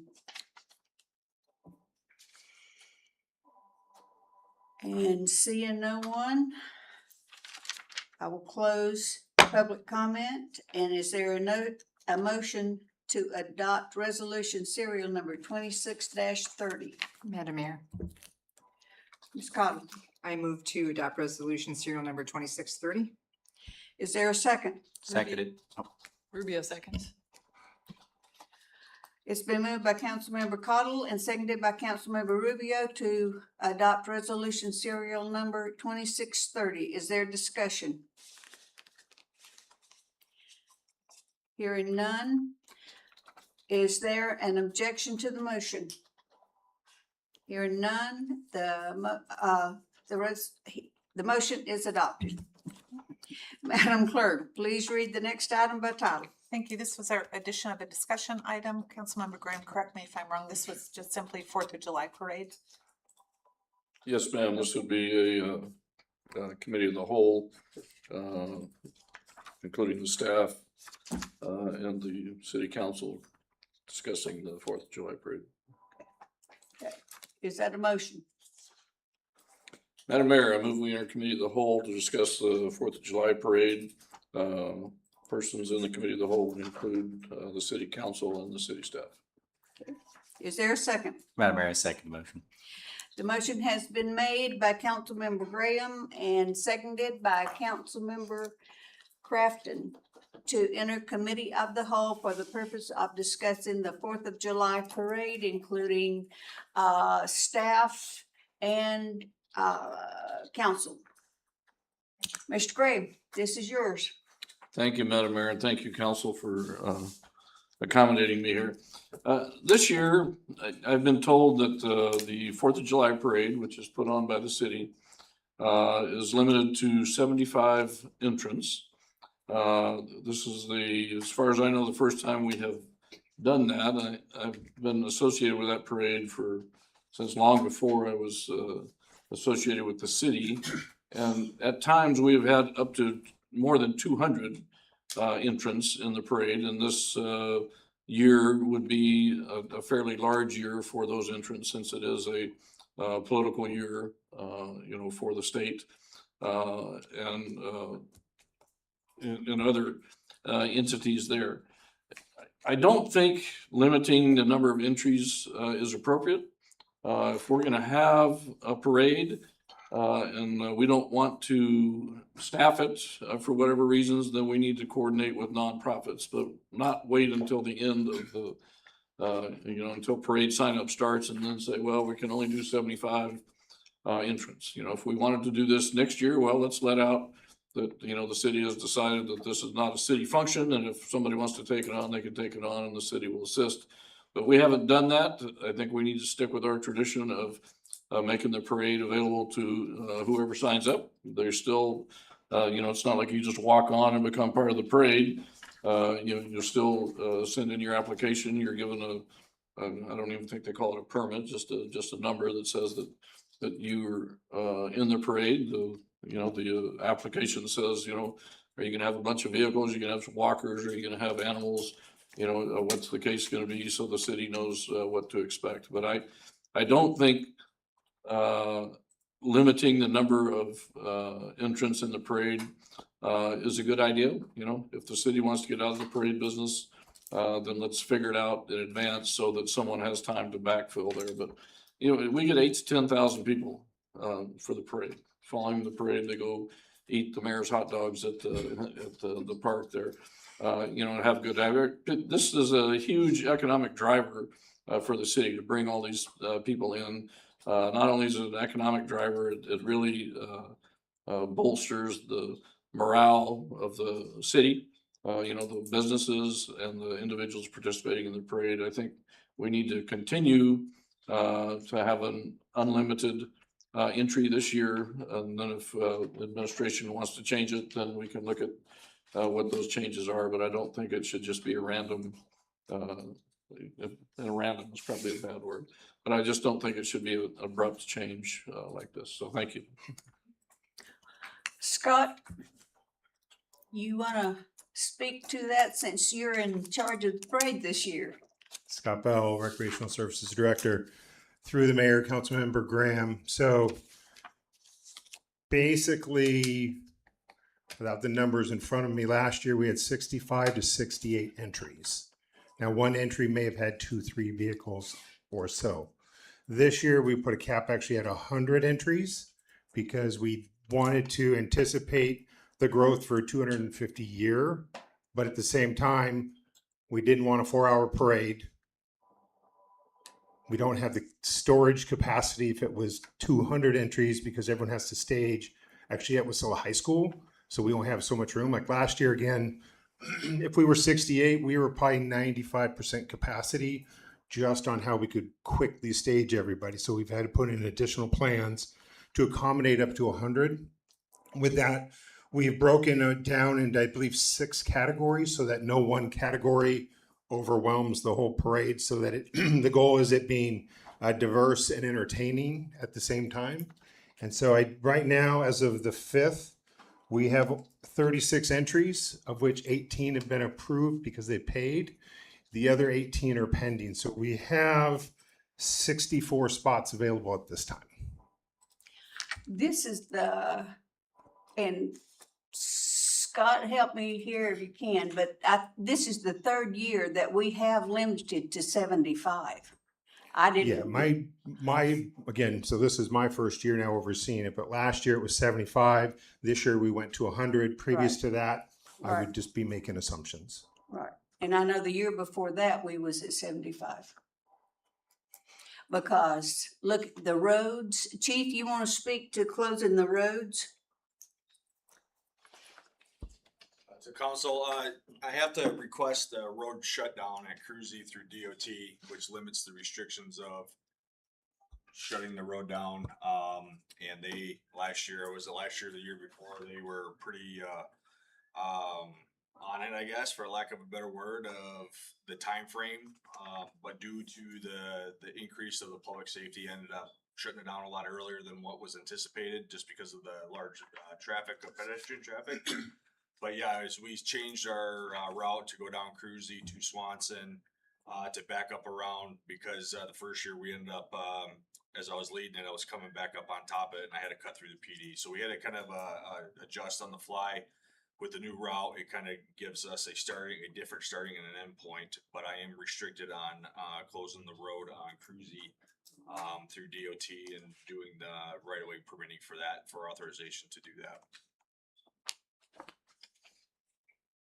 So I'd like to add that, you know, we talk about infrastructure all the time. And, you know, we talk about sidewalks and roads and water and sewer. This is a basic infrastructure thing. Who is responsible, you know, for the parade? The city has taken that on. It used to be the Chamber of Commerce, which was kind of forced into it, but they did a nice job of doing that. And I staged that parade for, I don't know, 10 or 12 years probably. You know, and I've been in that parade many, many times with the MTA. Is always a great sponsor and a great parade participant, you know, and between this parade, you know, the Colony Days parade and the, what do they call Eagle Rivers parade? Bear Paw parade. It's almost always during the election year, well over 100 participants. And I agree with the fact, that we need to, segment things and make things work, but that's what we do. I mean, that's the infrastructure. That's what we're set up to do. And we have got the infrastructure to do that. We haven't asked anybody else to, to pick up that load, so to speak. And until we do, I just don't think we should be limiting, entrance into the parade. We should all celebrate the fact that it's 250 years, for our nation. And we should all celebrate the fact that we've got all these flags in the trees from trash bags. But anyway, that's my opinion. Mr. Johnson. So, Madam Mayor, I'm ambivalent. I think 100, if that is more than what we've had in the past, it's probably a good number, maybe a little bit higher. The question I have that I'm just curious about, in the past years, we've not had fireworks on our celebration because we've done it at the New Year's. Is the same intent this year? Yes. Okay. Because most of the time we can't have them because it's dry and they're gonna burn the city down. Can't see them anyways. So, and you can't see them anyway. So we put that money into having a really big show at New Year's Eve when it's dark and cold and everybody needs some excitement. Madam Mayor. Mr. Crafton. Thank you, Mayor. I mean, I'm with Mr. Graham here with what you're saying. We don't want to limit people that are going to be willing to come in here. I think whenever Mr. Bell had brought it forward to us originally, giving us the heads up during your director's report that you said, hey, we are going to be limiting them. I feel like I asked the question of what happens if one category capped out sooner than the rest? Are we going to put them on a waiting list so that we can double back to them? Because I mean, if we don't hit 100, say we hit 75, but we've got 5 people that are still waiting because their category capped out. I mean, are we going to just flat out tell them no? Or are we going to come back and let them back into the parade still? I don't like that idea. Again, it's our 250 year anniversary. I feel like we're going to have a lot of people that are going to want to do it. And I mean, I've worked with people that have done floats, and I'll be honest, most people are very much last minute. So the fact that we have 36 right now and 18 paid for, I mean, I'm surprised there's that many already put in, considering we're still a month and a half away from the parade. So I think our cutoff is late June, if I remember correctly. I mean, it's like a week or two beforehand. But I mean, at the end of the day, if we don't hit it, the cap doesn't matter. But I guess my concern would be, what if we do start bumping up against that limit, or we're having certain categories limited out? I mean, would it have to be the will of council to say, hey, then you need to open it up right away, because we're not going to have another meeting this month, and by the time it comes back around, it's really going to be too late to have that conversation. So I guess how would that look if we did go in that direction and we started to see those rack up? Because again, if we get a lot in, it's going to be late June, and we're not really going to have the time to have the conversation or have the council be like, no, we want you to increase the limit. Through the chair to Mr. Crafton, we do have the special meetings May 18 and 27.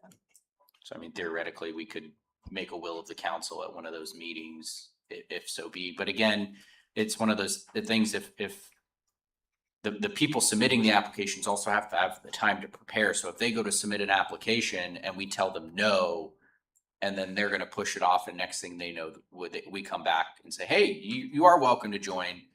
They're going to be like, well, it's too late now. I don't have the time to gather the resources to be able to put an appropriate float together. So I mean, I'm kind of in a catch-22 situation. I don't want to cap people, but at the same time, does it matter until we get there? Through the mayor to Councilmember Crafton. So the plan that we've been working on for 6 months is to cap it at 100. The committee, Madam Mayor and myself, made that decision because we can't change it 2 weeks out and try to double, triple the number of volunteers we need, the cones, the streets, and things like that. So with the cap, we've divided up again multiple categories so we can have a diverse and hopefully entertaining parade. And if there is a category that's not filled, we will backfill it with anybody, but we're going to stop at 100. How many of yous on the council will volunteer at the parade. You know I'm walking in somebody's parade, so. That's what I mean. Volunteers are hard to come by. And I mean, I'm there at 7 o'clock in the morning. And I'm at the picnic until it's over.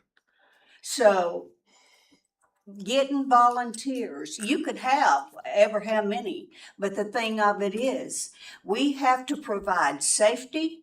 We have to be ready for any kind of whatever. If you got some crazy, and trust me, we've had crazies happen in the middle of that parade, you know.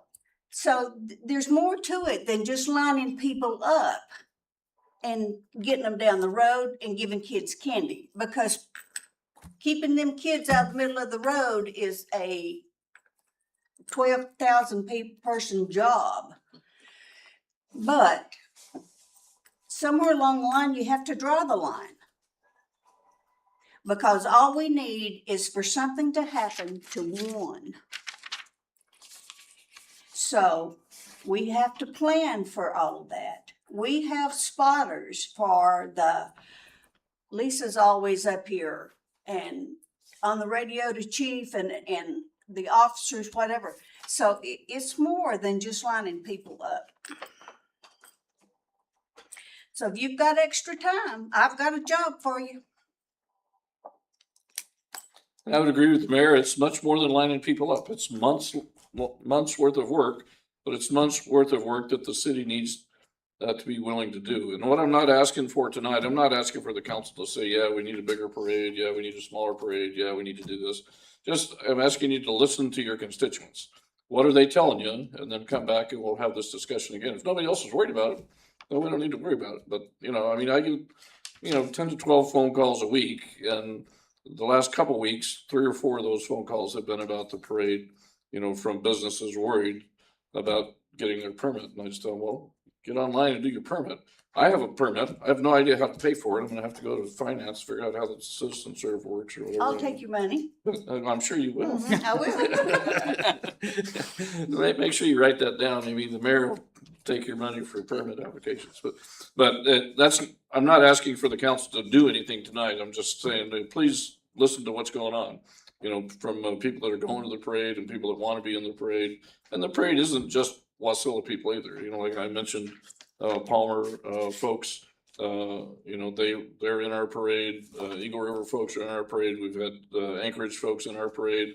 We've had folks from Chapel Creek in our parade. So, just listen to what the community's saying and bring it back. I tell you what, we usually start, Scott, September with our first meeting when we start planning. Our committees kick in Yeah. after that, but we start well before that, yes. Yeah. So all of you are invited to the committee. Mark. Question for you. So I know a lot of people that would be willing to volunteer. Where would they contact whoever needs to get in contact to help out with a situation like this? Scott. If our community wants to jump in. So volunteers, Tia in Public Works kind of handles our communication with anybody interested in volunteering. What we try to do is start with organized groups, because individual volunteers, there's a high no-show rate with that. And so we usually find a group of volunteers that's organized, makes it much more successful, especially with, again, the scale of what we're trying to get through. So, but if not, you're welcome to contact me too. Okay. Thank you. Any further discussion? Mr. Graham, Madam Mayor, move to exit committee of the whole. is there a second? Seconded. It has been moved by Mr. Graham, seconded by Mr. Crafton to exit committee of the whole. Is there objection to the motion? We are out of committee of the whole, and we are now at communications. Madam Clerk. Thank you, Madam Mayor. We just have one item. That's Planning Commission meeting minutes, April 14, 2026. We are on to audience comments, 3 minutes per person, which is a time for members of the public to share their views with the council. This is not a question and answer period or a time for dialogue. Speakers may be referred to administration, or issues raised may be taken under advisement by the council or administration. Please begin your testimony by stating your first and last name, and if you're a city resident, comments are limited to 3 minutes. You guys say no, I guess, I don't know. Mr. Wilson. One more time, Madam Mayor, for the record, this is David Wilson, city resident, city of Wasilla. I just want to say thanks again for the wonderful administration that you guys do for your picnic and concerns Mr. Graham brought up.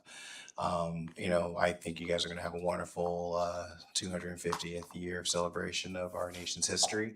And as Director Bell talked upon, you know, looking at service organizations, one of those wonderful service organizations that help out for the picnic and serving, 3,000 hot dogs is Sunrise Rotarians.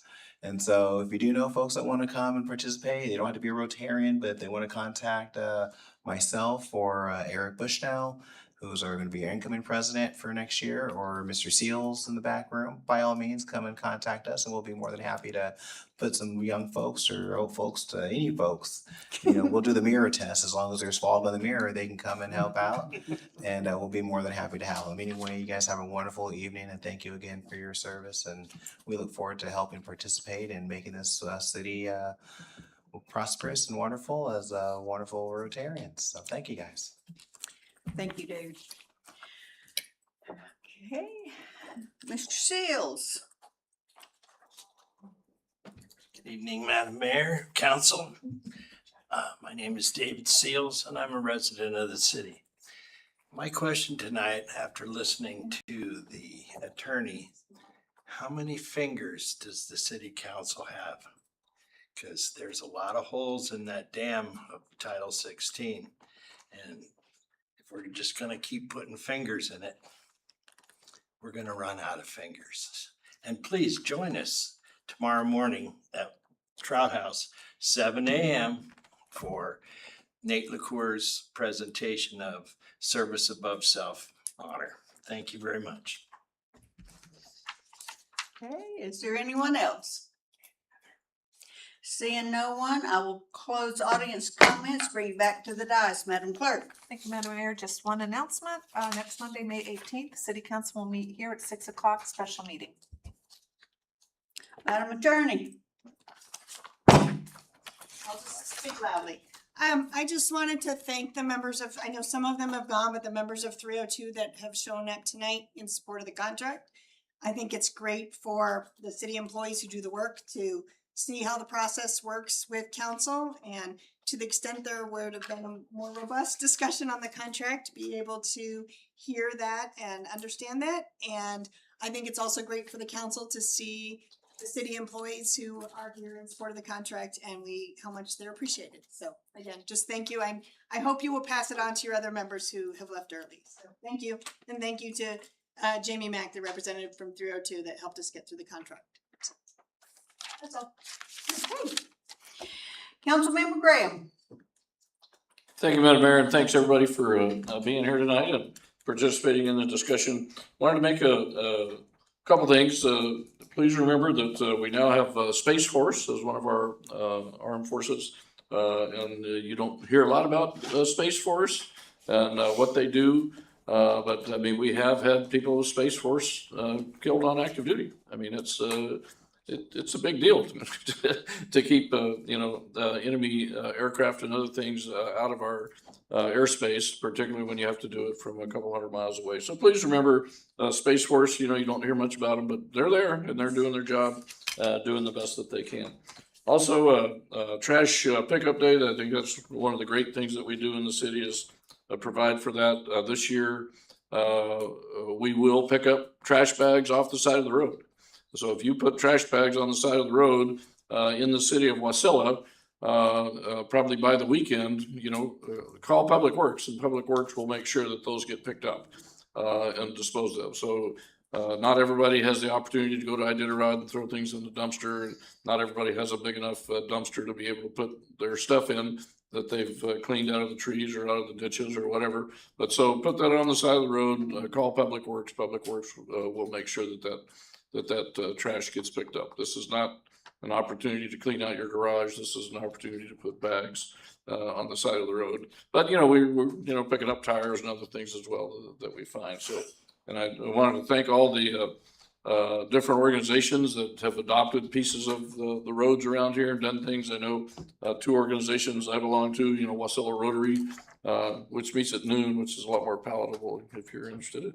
But and the VFW went out and cleaned up a lot of stuff off the road. Unfortunately, there's a lot of stuff in the trees that we just can't get to. But one of the things that's not in the trees that I haven't seen in those two trash picks up is any multi-use shopping bags. They're all those little flimsy thin ones that are up there. So we did a good thing by banning those bags, but we still want to get those out of the trees. If you're going to do that, take a really long stick because some of that stuff is way up there and it's kind of wrapped around, so it's hard to get at. But certainly makes our city look a whole lot better. And thanks to all of you that participated and the businesses that participated as well. So anyway, thanks for being here. It's always a pleasure and an honor to serve the city. Thank you. The city will pick up yellow trash bags on the side of the road. The Except Alfar bags. I was told otherwise because we had a limited supply of trash bags this year. Okay, Eric, you settled the argument. If you call us at Public Works and you see garbage bags that have roadside trash, we'll come get them in the city limits. Okay. And we still have a few cases of bags, so wherever that information came from is not accurate. I know I tried to pick some up here and they gave me what they had, but they told me they had run out. So maybe it's a distribution problem. But I'll come see you because I'm sure there's other people that want to clean up their I neighborhood. mean, we stopped distribution of bags on Saturday, obviously, so I don't know. But yeah, we have plenty left. Okay, Councilmember Crafton. Thank you, Mayor. Since we're on the topic of trash, is there a way that we could get some of that trash out of the trees? Because I know most residents aren't going to be able to do that. Is that something we've started exploring? Through the mayor, I haven't done any research into that. I agree that that trash is the wrappings that usually go around pallets. So if the council wanted to take up something else, we could look at the wrapping. But I think one of the things we talked about with the businesses is, especially with storage outside, Lowe's having their warehouse done soon and working with the big box stores that store a lot of stuff outside. I think kind of go back upstream with the code compliance officer and address some of that. But I don't know of any technology to get it out of the trees right now. So if the council has any ideas or seen other communities have dealt with it, but until it kind of blows down, it's stuck from what I can see. Yeah, I mean, I don't know what it would take to explore some options, but if we need to partner with like a tree like Gauge or something like that, they have those buckets that they can use to get up there. It might be something we want to explore because I think Colleen Sullivan Leonard said it best. It's the unofficial flag of the city of Wasilla. And it's bad this year, especially with how much wind we've had. And honestly, it's only going to continue to accumulate if we just leave it. But I know some of those areas, especially where Mr. Wilson was talking about, are very dangerous to get to because it's a sheer cliff right off the edge of Old Matt right there. So maybe we just need to explore some options like that. But I'd be interested in hearing what those options might be, and I'll look into it as well. Another question I had, since you've got the microphone there, Eric, is the park's bathrooms. Could you kind of delve into what's going on with their bathrooms? Like I mentioned the other day, there was somebody that was trying to use them and they were closed. Yeah, so with the extended cold season that we had, many of our bathrooms either had frozen during the winter, like I did Rod's, or we can't bring them online yet because as soon as we turn them on, they'll freeze. Mm-hmm. So we're having to be very careful about how we roll out the seasonal systems and not creating more havoc than we already have. So we're testing frost depth. I monitor some sensors, and we're testing the ones that we can maintain if we do have a problem. But we're trying to just be careful with the infrastructure and bring them online as we feel comfortable that they won't have more failures. Awesome, thank you. And then we've posted notices at all of those bathrooms as well, just to let people know. We posted them. I don't know if the posts stayed, but we'll make that a daily round to make sure it's clear to the public when we expect them to open. Awesome, I appreciate that. Do we have Holly online? Did she jump online by chance? No. No, Jennifer's here. You might be able to answer it then. The the question that Mr. Wilson brought forward about the conditional use permit, the way I understood it was because they already have the permit in place, they could come back for, I believe it was modifications to it. But with this now being done, was that correct? You are correct in that I can't answer that. I would defer to whether or not Crystal might be sort of familiar with how the code would apply that. Yes, I was talking to Holly about that, and she said that if there is an application in the process, it is stopped. And if there's a permit that has been approved, we're gonna have to go back and review it. Double check it. Yeah, so she was gonna work through those details and get back to us in the morning. So, Madam Clerk, if we could get something from Holly, just clarifying that here, I know sometimes it takes a little bit, she's gonna take some effort in that, but if you could get that sent to all, I bet you all the council would appreciate that insight from us, from Holly, just so that anybody that does ask, and then of course to Mr. Wilson as well. Well, If you wanna send it to us, I'll send it to him. yeah, I don't know. It may be attorney-client, I don't know. Gotcha. But Appreciate we'll it. go from there. Yeah. We'll certainly request it. Awesome. And then last question was, I know we were working on a sales tax analysis. I was curious where we're at, because I think it was Mr. Graham or Mr. Johnson had mentioned that residential doesn't generate us revenue, but we have our seller sales tax. I can't remember the full title of it, but we get sales tax from remote seller, remote sales. So technically we do make money from residential. And the question I had asked, we do. When you purchase something on Amazon, there is sales tax charged. Residential does generate sales tax. It's not as much as a business, but one of the questions I had was basically trying to find out what the average residential property generates at that point. Like, what is the average cost or revenue? So you are correct. We did get a completed sales tax analysis done. It helped us to be more predictable in our forecasting of sales tax. And it collectively looked at the remote sales tax and the basic sales tax, but we did not get that granular. What they have done is McKinley has a report that they are gonna provide us this week that scrubs a lot of the confidential information that was in it initially. And then we can provide that to Jamie as a copy to you guys. But we did not go that granular as to what the impact would be by residential versus regular commercial. It's just one pot of sales tax that comes remote by the types of businesses. But I could ask them to see if that would be hard. Yeah, I was gonna ask them do you know when the meeting is that they'll be here with us? When we talked to them today, it was gonna be we're gonna request the second council meeting in June. In June, okay. I'll ask them if you don't get an answer. I was curious because again, it begs the question of, is it worth annexing residential neighborhoods that I know I've had many people ask me about and saying, hey, is there a beneficial cost to them versus what it would cost us to start maintaining the roads, policing, that type of thing. So they're actually, it does become a consideration, I would say, at that point because of that remote seller sales tax. So I know that is all for me tonight. Thank you guys. Appreciate the conversation. Councilmember Rubio. Thank you, Madam Mayor. Love seeing all the faces in the audience tonight. And as the clerk said, that we are here next Monday for budget, so you don't want to miss that. Also, on the note of the cleanup, if you need somebody to crawl up in trees, I couldn't keep my kids, my 3 older boys, out of the trees. We did not end up in an ER, so whew, it was good. But very thankful. looking around the city, I seen city crews picking up. I seen different organizations. I seen my friends, family, everybody kind of chipping in and doing their part. So, like I said, if you want to hire my 3 boys, they probably would do it. But you'll have to pay for the injury that happens, okay? Thank you. Councilmember Cottle. Thank you, Madam Mayor.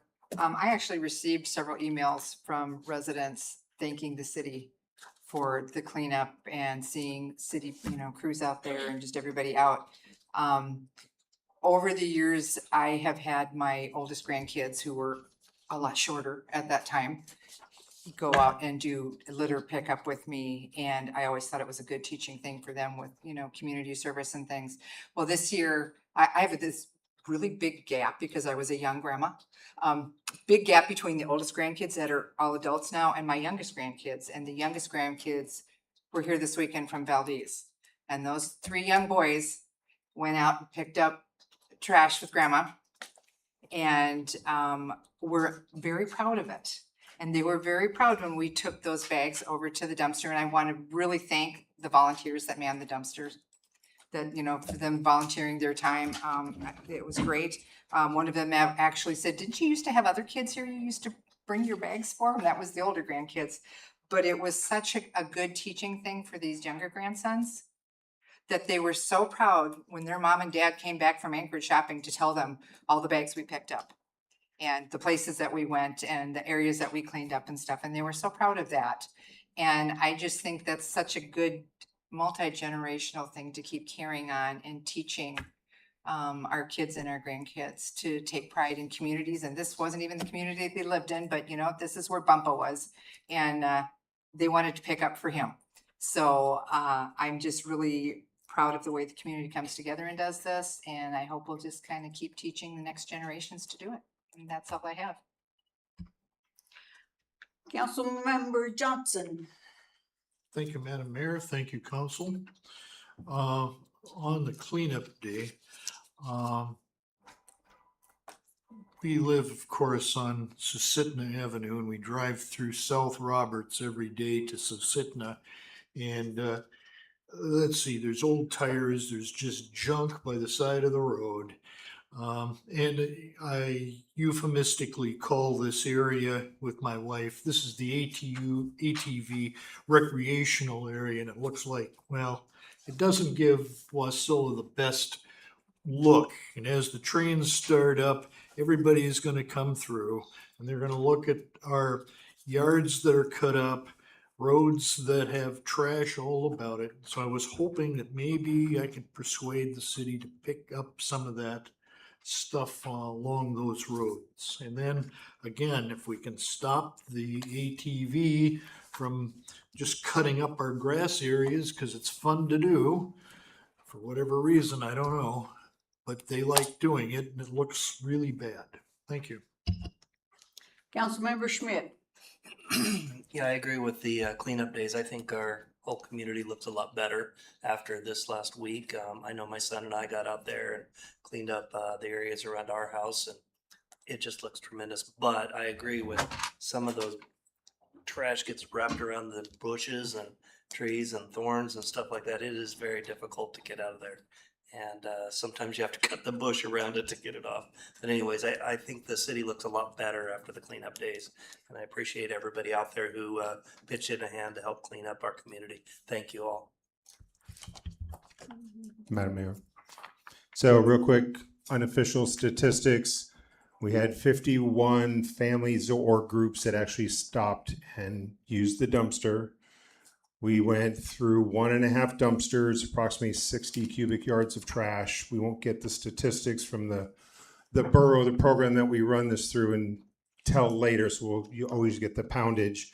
And to some of the issues of tires and things like that, part of our agreement with this program is there's certain things that they won't accept. So yes, a different program needs to address those things, but because we do have to respect their donations of the dumpsters. And a shout out to Tammy, our secretary, who's the one that kind of handles the day of, and she remembered you, Councilmember Cowdle. And so, yeah, it's a great program and we appreciate everybody's support. Okay, thank you. And thank you to everybody that came out tonight. I will see you at 6:45 in the morning. That's before anybody ever gets up. So, well, you know. So anyway, and but it's great that you are honoring one of WPD and one of MATCOM, because you know, those guys have a tough job. WPD lays their life on the line every day for us. And MATCOM, they take the call. And if you've never been in there and heard them take the call, it's quite chilling. So, because my granddaughter works at MATCOM and she took the call when they found my grandson had passed. So it's, you know, MATCOM is a out of sight, out of mind thing, but those guys are our first line of defense. And I appreciate every one of them, just like WPD, you know, even though they stopped me for speeding, but you know. So anyway, thank you guys. Appreciate your time. To the directors, thank you so much. You guys keep me looking good. We'll be all right. And with that, I adjourn the meeting at 8:12 p.m.